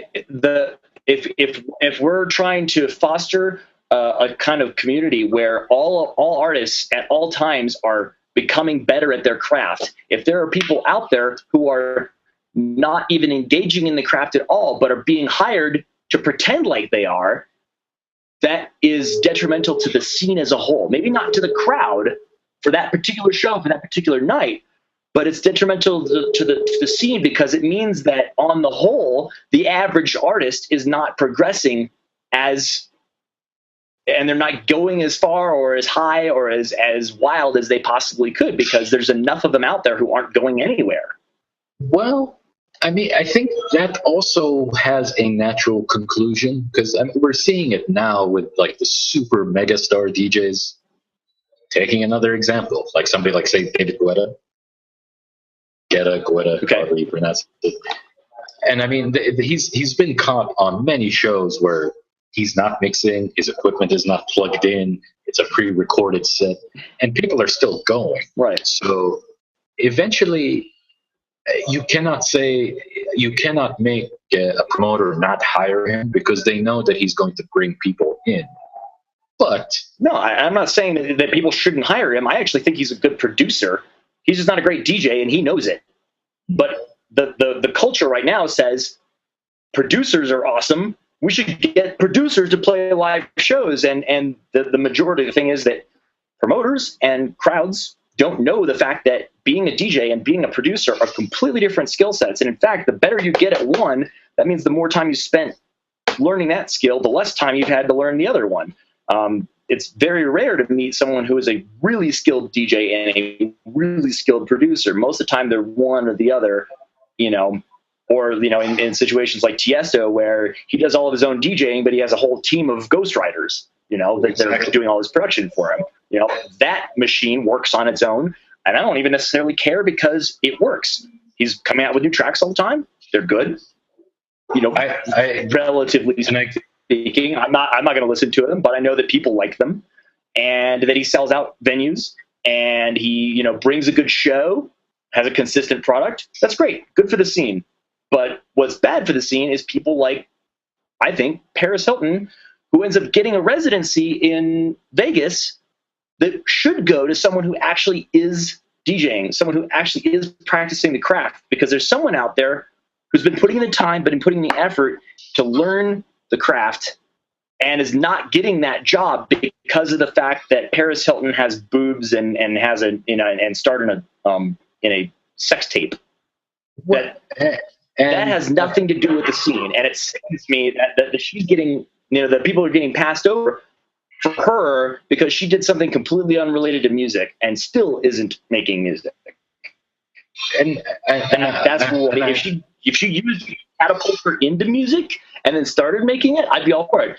I would love for Paris Hilton to all of a sudden be producing her own tracks and DJing and, you know, learning new skills. That would be a great success story to see someone start off with training wheels and, you know, turn into the actual artist that she was pretending to be all along. But that's not what's happening. And I mean, that's a very, how can I say? It's an interesting argument because, again, I mean, as with life, as with anything, nothing owes you anything. So, but I wonder, on that same token, if these let's just call them crap performers. Let's keep it simple. Okay. These crap performers, if there are enough of them, will that encourage a renaissance of some sort, do you think, as far as the community, as far as the music scene goes? Because right now, because ultimately the sound isn't different to the crowd. They hear the set and it sounds to them the same as if the person was mixing it. To 99% of the people in the crowd, it doesn't make a difference. So that it's not going to be enough to make a renaissance. Obviously, the underground, like the underground, you know, the underground electronic scene still cares about that kind of stuff, and you know they're not going to book a Paris Hilton. But for the stuff that actually is the bread and butter of the dance music scene, the stuff that actually makes it so people can make this their full-time job, there are people out there who have a full-time job pretending to be an electronic musician when they're not doing any of that at all, and they're just basically spending the rest of their time getting into Twitter drama fights. And where there's someone out there who has put in the time, who has better taste in music, who understands more about crowd reading and how to make a set arc and all these other things that this person doesn't know, but because they don't have the star power like Paris Hilton or you know, DJ what's his face from Jersey Shore, Pauly D. Because they don't have that celebrity recognition, they don't get the bookings, they don't get the residencies, so they can't even make it their full-time job. But if someone had given them a chance, if these fakers hadn't been let in the first place, that person may have had the shot where they could have quit their day job and actually turn it into a full-time profession. And because of that, I feel like the music scene has it's stunted. There's all kinds of growth potential that's not being realized because there's like a ceiling for how much you can get paid for as an artist who isn't a resident at a really big club, and that ceiling is lower than the poverty line. So most of the people who are really making this their passion still have to keep a day job, which means they can't develop the skills, they can't push the envelope further and further as quickly as they would be able to if they were making it their full-time job. I'm agreeing with you, but what I'm saying is that I assume, as with anything related to anything that generates revenue, that you might get to a point where people are going to I mean, say some of these like shit performers have like ghost DJs or ghost writers that do their work for them. Those guys might get to a point where they're like, you know what, I'm not going to do this anymore at a certain point, or the number of those people that are doing it, they're going to say, I don't want to do this anymore. So I think that would naturally cut those superstar like crap performers to a point to where they cannot perform, and there would be a forcing of, well, we have to find the guys that can actually perform. And those people, nobody's going to pay $300 to go see what's her face, Paris Hilton, like train wreck for 2 hours.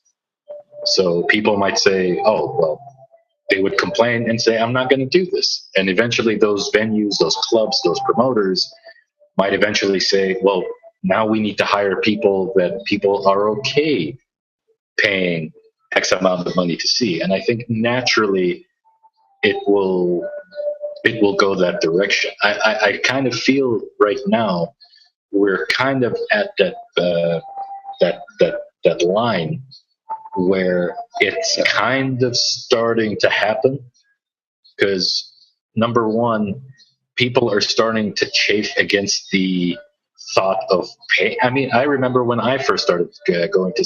I remember the first time I went to go see Armin back. I think it was like 2000, and I paid $15 to go see it, and he was doing like a 4-hour headlining set. Now, when you go see it, but I mean, even at Beta, really, yeah, yeah, yeah. So now when you go to, yeah, exactly right. And there was a show where I was opening up for Tiesto at the church, I believe. Tickets for that were $150. So seriously? Yeah, yeah. So it was, and it was a nightclub too. So I mean, they made off bank with that particular show. But I think people themselves are going to say, "Why am I paying this much money to see somebody that is so bad that even people that don't know much about music are going to not feel comfortable paying that amount of money?" And I think that naturally will start cutting into those performers and kind of force them to go back to actual performers, actual producers, actual DJs, and start charging something in the realm of acceptability. If you tell me, like 20, I would say my maximum for somebody that I really want to see, absolute maximum, even as a VIP ticket, I don't want to pay more than 50. That to me is fair, for especially for like a club night. Yeah, where I'm going to be there. Half $100 is a lot of money. Exactly right. So that's a very fancy dinner for two with. It's exactly right. And I think people, especially with kind of the economic situation being as it is, I think that's naturally going to start forcing either those big time performers to either get good, but it's also going to force them to start not charging. I know that with a lot of these like massive festivals, like almost 60% of the costs of the event is going to the performers. You throw a $10 million event and you're spending $6 million on the performers. And that's not, and right. Those are maybe like 16 people. And you're not taking into account how much it's going to cost to rent the equipment, to rent the venue, to rent security, to rent like the bathrooms, to rent like water, alcohol, entertainers, everything. So yeah, I think people, promoters, venues are going to, at some point, I think soon, to force these exuberant prices to come down, one, and two, to actually get what you're paying for. I would never, you would never, but there are people that have paid, $300 to go see somebody like Pauly D or Paris Hilton. And I think if they see them and those people's, their backup, the people that are actually doing the work are going to start refusing to do the work, the customers are going to start refusing paying that amount of money on top of just not attending the show at all. So yeah, I think we're just in a shitty period right now. Go ahead. Yeah. I think it's going to swing the opposite direction. The issue I'm seeing is that people like Pauly D and Paris Hilton, they have a big old nest egg already from previous ventures, the stuff that made them famous in the first place. So they can ride out the electronic music recession better than legitimate artists who basically don't have a cushion to fall back on. I had to go back to working at a job because I couldn't make it as a full-time performer. And I think part of the reason that is, I'm obviously going to take some of the blame myself for not doing it at the right time. I definitely didn't have the skill necessary to go that way. But, a good portion of why I couldn't get regular bookings to at least make it so that I could only have like a part-time job and be doing music part-time is because of the fact that there's too many people out there who are basically just pretty much faking it. And they are the ones that are getting the headlining slots at Beta. And I know I wouldn't be playing the headlining slot, but I could be at least playing support. for a headliner at Beta and be getting paid 150, $200 or something like that. But the people who I would be opening for are actually opening for Pauly D. And then I'm not even on that bill.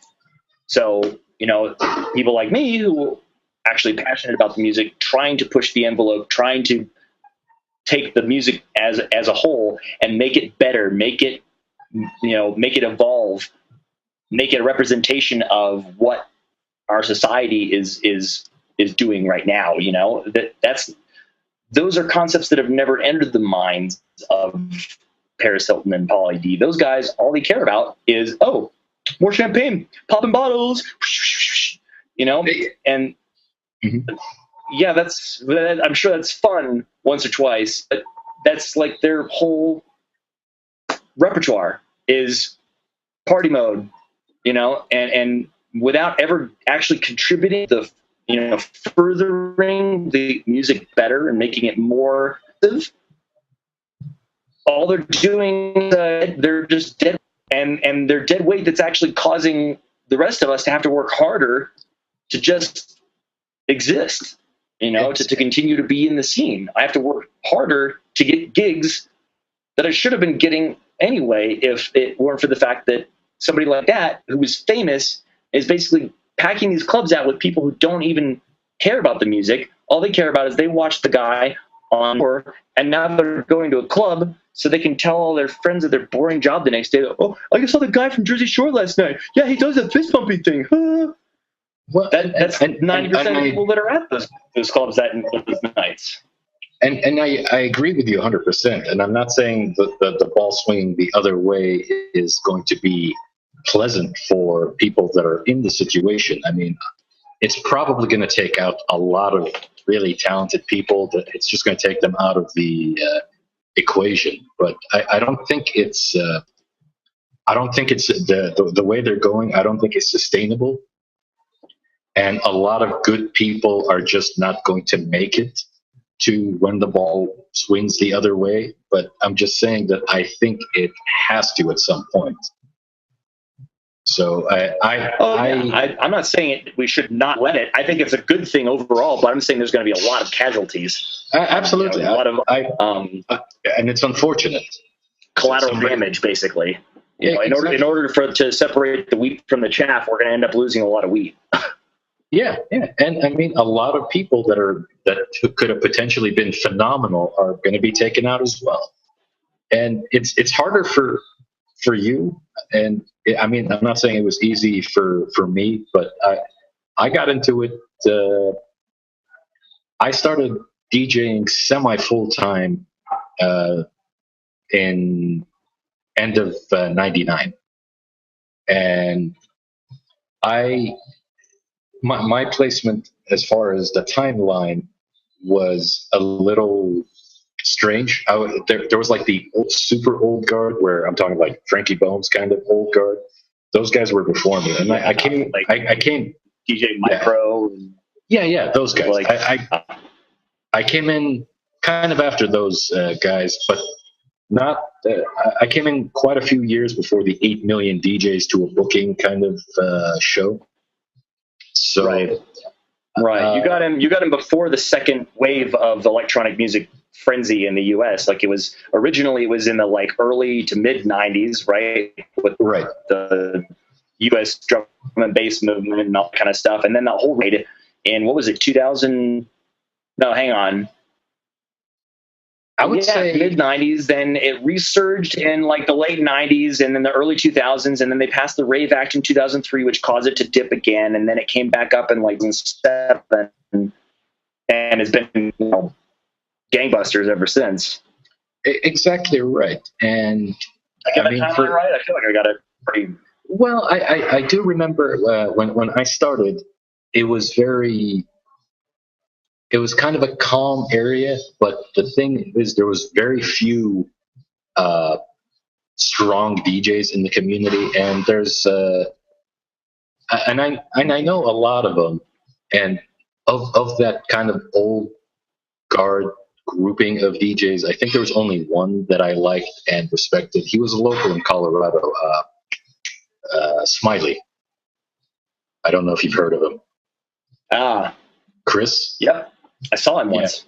Yeah, he was probably him and Schmitty. I don't know if you've heard of him. Greg Schmidt. Well, those two were the only people that actually were friendly towards me and were like somewhat encouraging.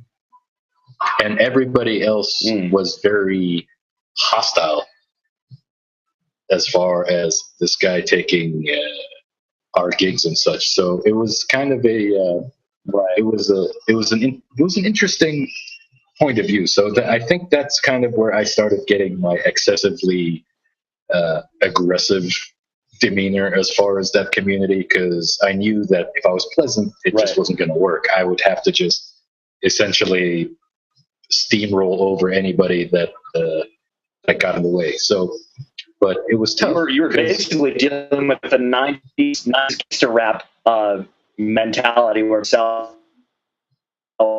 there's gangs like, you know, it was a war.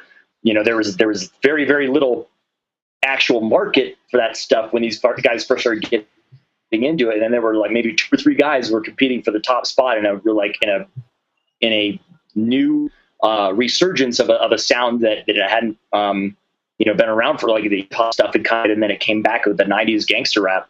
And you had Biggie and Tupac, and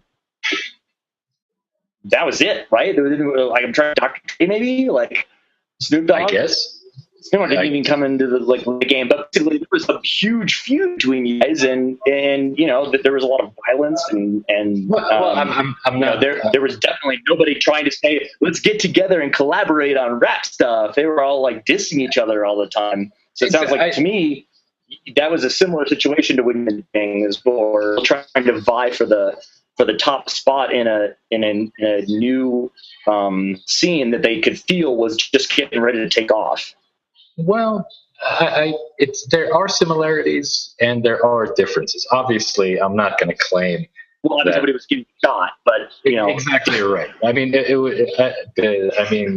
DJs, they use Twitter, not guns, because most DJs are just sissies. So, but the problem was, well, I wouldn't say it was a problem, but the issue that I was running into was a lot of these older DJs had these like concrete established residencies that nobody was going to pry out of their hands unless they were dead. So, and me as a newer DJ at the time, I couldn't get any traction because I would say, hey, I would love to try and play, and there were no way, it's my residency and fuck off. I actually got my first gig in Fort Collins at the Matrix. Your first gig ever? I don't know this. That's what it was. I ran into the resident DJ there when he was at the church, and when he was at the church, and at the time I had a cassette. It was before CDs, I guess, entered the. You were literally handing him a demo tape. Yeah, it was a demo tape, and it was. You had to buy these those templates where you could put them in a printer and it would like print, and then you would take them off and stick them onto the tape. So that's kind of where I right. Yeah, so that's where I started, and I forget his name. I forget the guy's name, but he. Wait. What club did you play at in Fort Collins? The Matrix. Oh, yeah. Okay, the one that was out near the highway, right? I remember train tracks next to it for some reason, but it was. Yeah, it's like out. It's like closer to the highway than. Sorry, I should say it was. That building was torn down about probably 8-9 years ago. Yeah, so I mean, I played there. I think it must have been like 2002 or something. So that was my first. So that was I moved to Fort Collins. Holy shit! Yeah. So that was my first official gig, and I was surprised as hell. I got a call from the guy, and he said, "I like your tape. Come on down." And I kicked ass. I mean, but I was still not good. So and he liked it enough that I actually started coming back. That I started coming back monthly for a while, and then my big break came. I don't know if you are you familiar with Boulder? I'm familiar with parts of the town, but not with its club scene very much. But Absinthe Bar, No, that's the only one that I know that is actually like a club. There was a place called Soma, and that was the kind of, I think it was the beta nightclub of its day.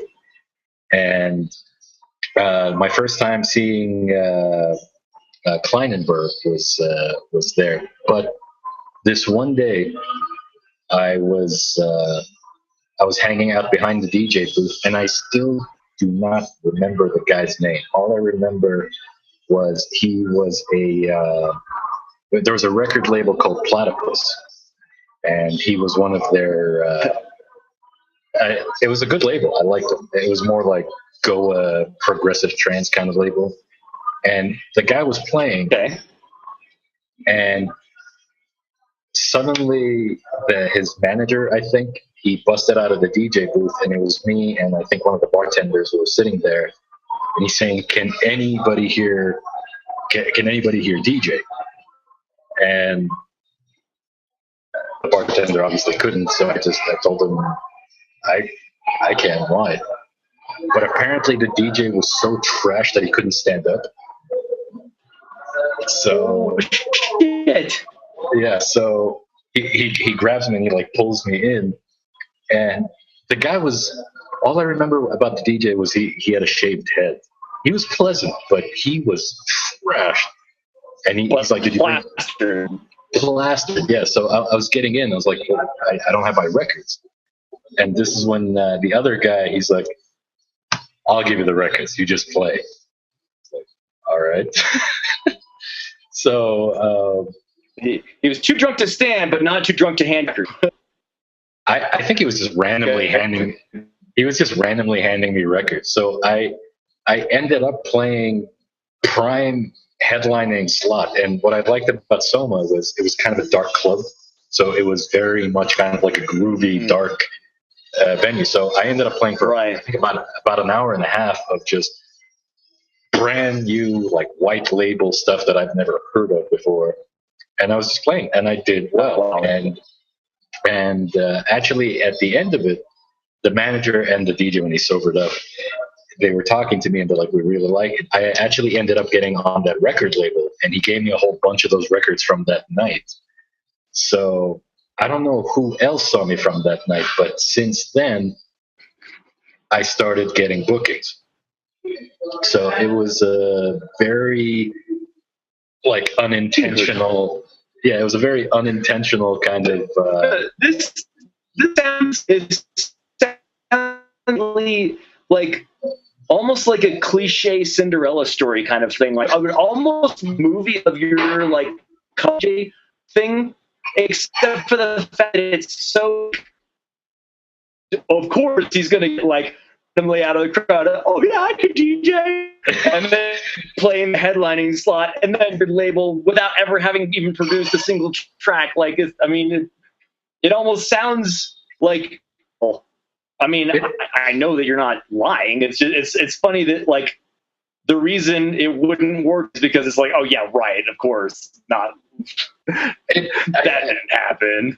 It was serendipitous, but and I mean back then it was understatement of the year. Back at that time, it was very, very, very, very hard to get on record labels. Like next to impossible unless you happen to be somebody. So that to me was like huge, and I liked the stuff that they were producing. So I was lucky in that. I got onto a cool label and I played a good slot. So, and then, how did that, why, like what got to the point where they're like, oh, you haven't made any tracks? That's okay. We'll sign you. That conversation go down. Well, I mean, I wasn't signed onto the label. I wasn't releasing onto the label. but they just were sending me records every month. Oh, okay. So you were like part of their exclusive promo pool. You were like Yes. one of their exclusive DJs. Yes, Okay. yes. When you said signed to the record label, I thought you meant like signed to release tracks with them. I was like, they had no idea whether you even like knew how to play a xylophone, much less. No. I mean, all right, that makes sense. That would have been embarrassing very quickly if I had to produce at that point, because I think I was only playing like 2 or 3 years at that point. So from there is kind of the jump off point, but still like the hostility was because I didn't really have and the reason why I'm telling you the whole story is to kind of show you the difficulty of my day and the difficulty of yours now. But I didn't have peers. I had either people that had been doing it for 8 million years and didn't want to help, or people that were just about to start and had nothing going for them. So it was a very much a solo thing going through that point. And what happened? I played quite a few events after then, just one-offs.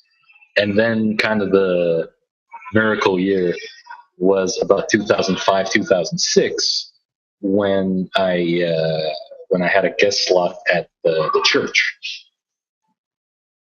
And that was awesome. And I mean, the church was one of the places I wanted to play ever since I started. And the guy that runs the Triad Dragons, I guess, was enough impressed that he's like, how about a residency? So once I got that residency, essentially everything opened up at that point, where that's something on your resume that, you know, if you want to play events or if you want to get booked, they say, well, what do you do? I have a residency at the church, and that's a very strong thing. And at that time, right? At that time, I was charging rather obscene amounts of money. I was making between $1,500 to $2,000 a night. So, and I got on. This is. I don't think I've ever made that much. I don't think I've made that much from music in the entire time that I've been doing it. Combined between booking fees and selling tracks, I don't think I've come close to that number from everything. Well, see, and this is all culminating into a point. So with the church residency, everything else obviously opened up, and that gave me freedom to do more, like charge more, do what I wanted, and force people, because I was a big proponent of playing what you love. And I'm sure I don't need to tell you or anybody listening as far as how much I love trance.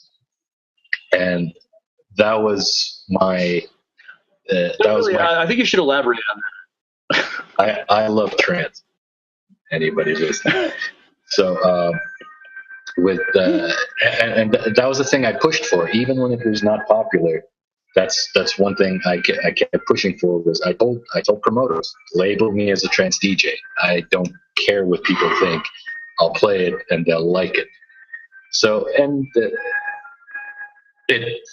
I mean, when it kind of started pattering down in about 2010 was when I felt that I couldn't like stem the tide of 8,000 DJs a night, because my nights were, I think I was telling it on the previous podcast, I only had 3 DJs a night.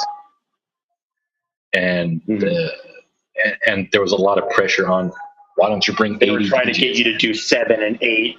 Yeah. Exactly right. Yeah. And they were trying to cut funding, and I said, no, you have to bring good DJs, you have to pay them well, and it's not the DJ's job to promote. You as a promoter have to promote. We deliver the performance. You deliver. You're a promoter. Your job is to promote. You're a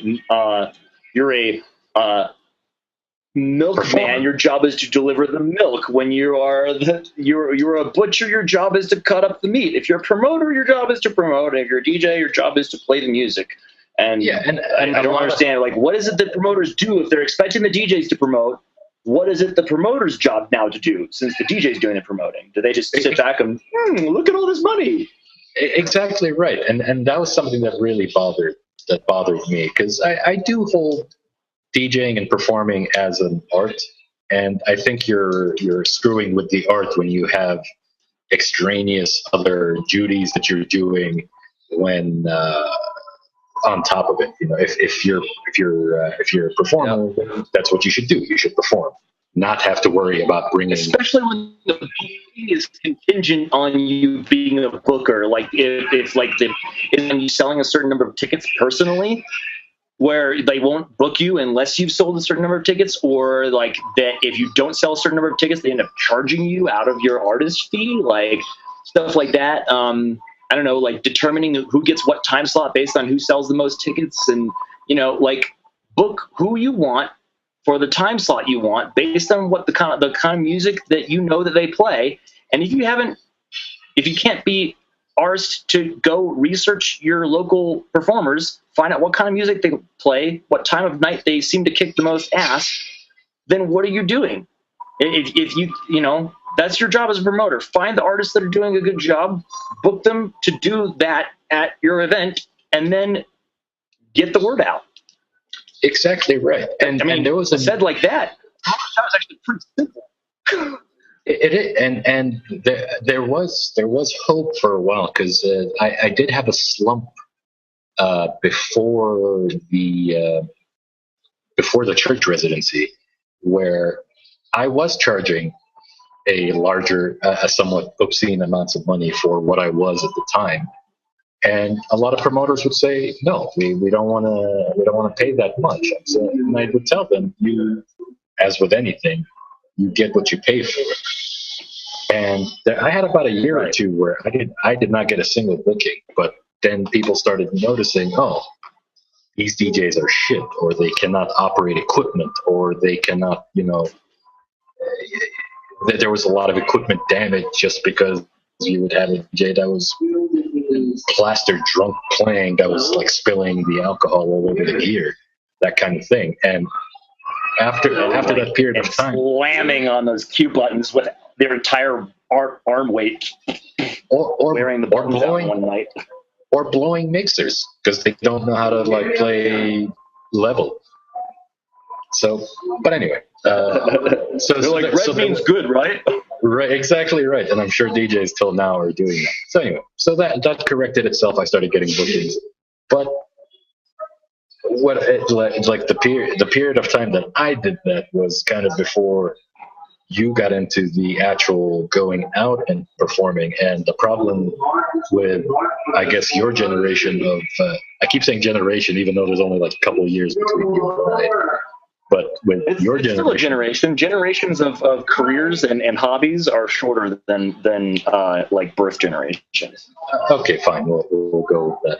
But with yours, I mean, it is almost impossible for, say, somebody who's a local DJ to ask for $2,000 to play.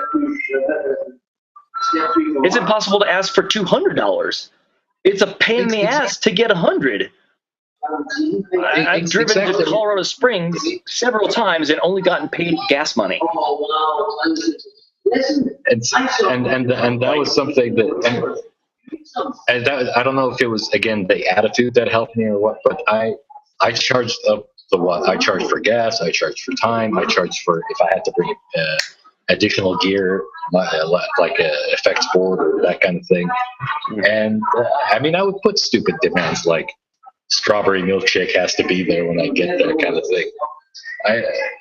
Just to see how far I could go with demands. But I think that period of time, doing that actually gave you a little bit more ability to charge more. By being ridiculous with your riders, you made yourself appear more exclusive than maybe you actually were. And, in a way, that was a really good strategy, but not everybody can do that. And here's the other thing. If I were to say, you know what, I'm just going to start charging $2,000, I would never get a gig ever again. It's not like it would take them and they would start calling me. It's like it would just never happen. As long as I'm a local, what I'm worth I am as a local, I know how much it costs there and back and blah blah blah.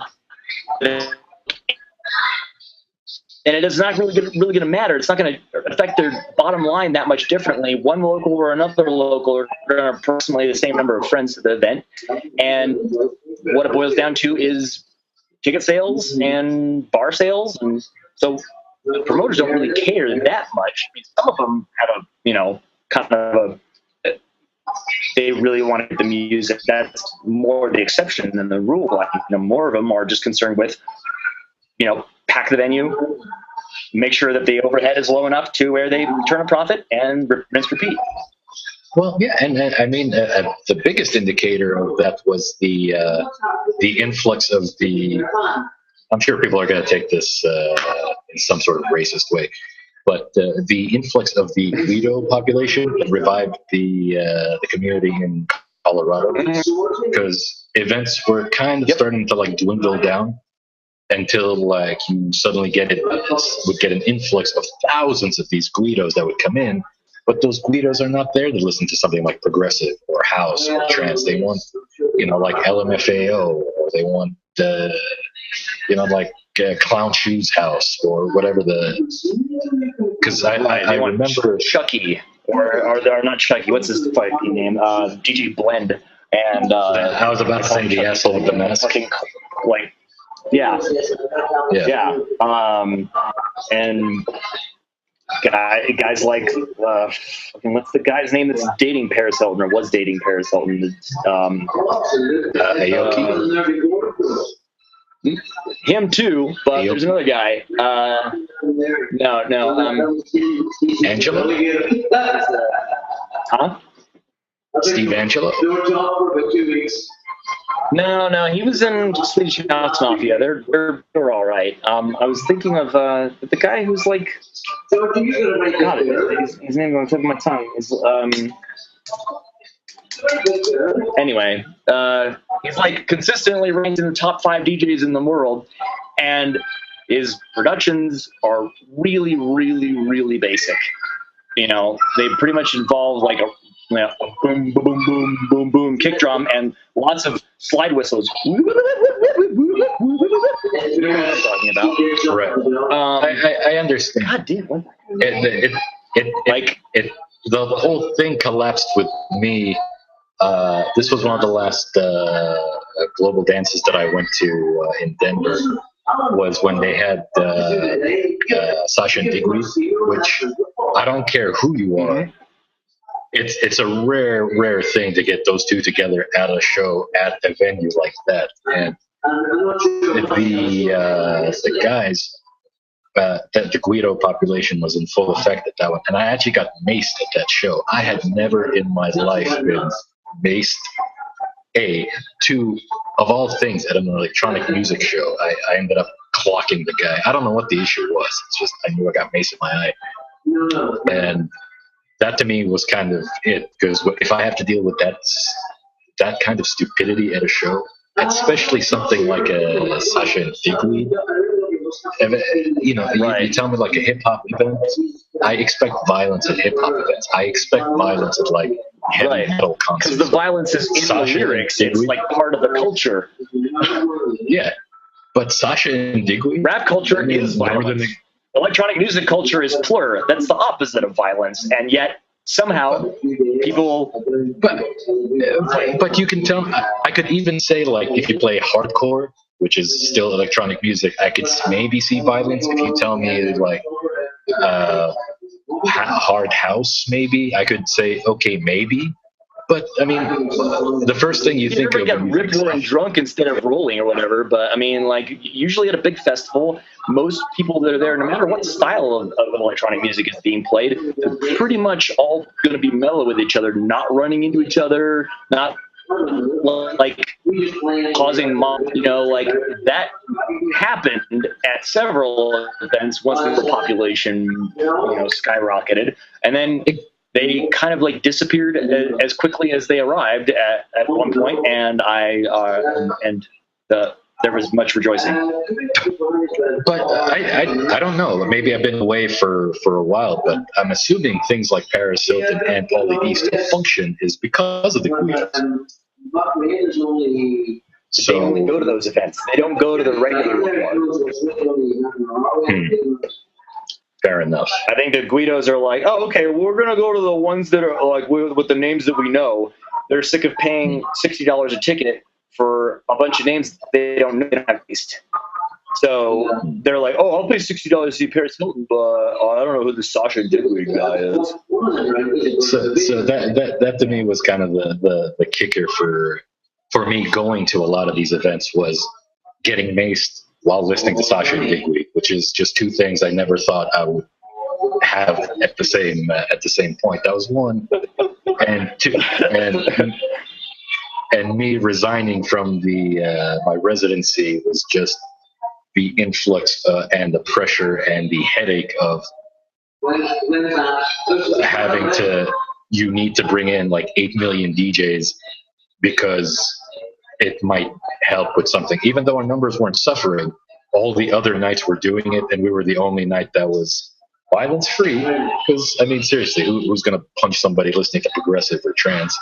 And having 3 DJs. Right.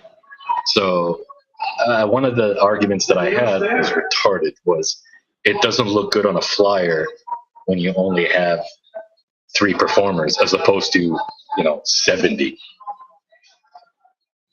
Actually, I think it looks better to only have 3 names on, because then it looks like you have headliners as opposed to a bunch of nobodies you've never heard of before.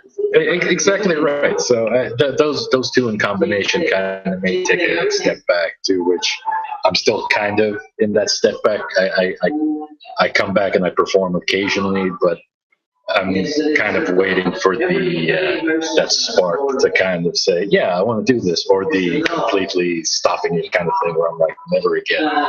But I'm acknowledging the fact that back here and we will start producing together, and that is when things are going to take off. Because honestly, the DJ thing, it takes a resident DJ who doesn't have other things going on as far as production and stuff like that. I think most resident that have residencies at big clubs now have a fairly, mature, like back catalog on Beatport and Track It Down and stuff like that. So these days is like to get any of that kind of I guess like stage time, you need to have some like credentials, basically. Your name needs to be up on Beatport, whatever. So here, I haven't produced trance, but it's not because I don't like it. It's because I haven't had someone to produce trance with. True. And back here, so I guess anybody who's listening, if you live in the Colorado area, I am finally over living in the Middle East. If you have a job out there for someone like me, finally over it. You make it sound like it just happened recently. For everybody who isn't clued in on this, Gosh has been sick of living in the Middle East for a couple weeks. Okay, it was that secret. I'll redact it from the. No, it's. I came back here to try it out, and it's not my cup of tea, so to speak. I lived in Denver. When you first went over there for the gig that was promised to you when you first took the job, it sounded like the best deal you could possibly get. And then even if you'd wanted to come back, you would have only had to work there a couple of years, and you would have come back a very well-fed. But exactly, people hadn't deal on you right after you moved there, then you probably would already be moved back here, coasting on a couple $100,000, and playing wherever you wanted to play and buying whatever gear you wanted to buy, et cetera, et cetera. But exactly. But moral of the story is, oil companies are dicks. Yeah, well, there's a lot of money in oil, but yeah, that also means that you might not get that money. So yeah. So if any of you attract people who like to screw people out of money. Yeah, and my way of dealing with people that screw with me is not really beneficial to making money, unfortunately. So, but I think we covered pretty much everything that we really wanted to talk about on this issue. That it kind of took a weird turn. We didn't actually talk about any of the stuff that we originally planned to talk about in our actual recording. Like, this is completely like off the extemporaneous dialogue. We didn't have any of this shit and like talk about that happiness thing you wanted to talk about. Like, I mean, we could probably make 2 episodes out of so far, but I still want to do this stuff because I thought it was actually kind of interesting, and I was into what we were kind of dialogue.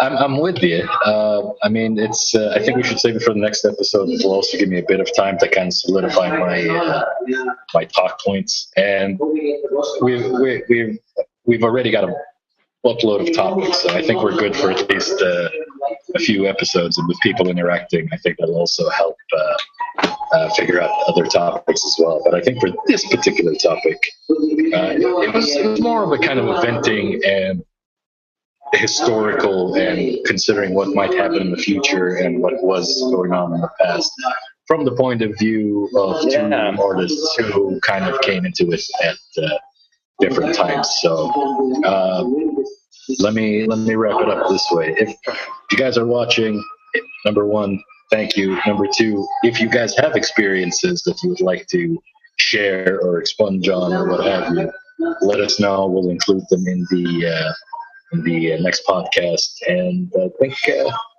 that's pretty much it. Hope you guys enjoy it. And Jimmy, did you have anything else to add? Well, I would just like to add that because this is going to be the first episode that anyone sees, I want to point out that we pretty much bitched the music scene and being performers who were underpaid or overpaid or some. Anyway, did a lot of talking shop and didn't really cover the other topics that we intended to make this podcast about. I mean, we are 2 musicians, but the whole purpose of us coming together is because that's what brought us place. But we became really good friends because of the fact that we talked about religion and philosophy, spirituality, and pop culture, underground culture. A lot of things that we heard that we even begin to touch on in this episode. And I hope that those of you who stuck with us during this time be patient enough to actually check us out again and see how we can get a little more diverse on our conversation topics. I agree. It's still a learning process. I don't think Jimmy or I have done this kind of thing before, so we're kind of doing as we go. So hopefully it's entertaining. Hopefully it'll get better, and hopefully the topics will range from happy to most probably depressing at some point. So. To that end, please, if you have ideas of interesting, controversial, risque, taboo, even seemingly inconsequential topics, bring them up. Put them in the comments, and if we can find a way to work it into our will, and that even if you come up with something that you think sounds boring, we'll figure out a way to make it interesting. Yeah. Also, I mean, depending on the topic, we are looking on bringing on occasional guests. So if it's something that we think is deserving of maybe its own podcast, we would love to bring in somebody with opposing viewpoints. And it's a community. We're trying to do something that's helpful to the community. All right. Absolutely. Okay. Well, thanks, everyone. Thank you, everybody.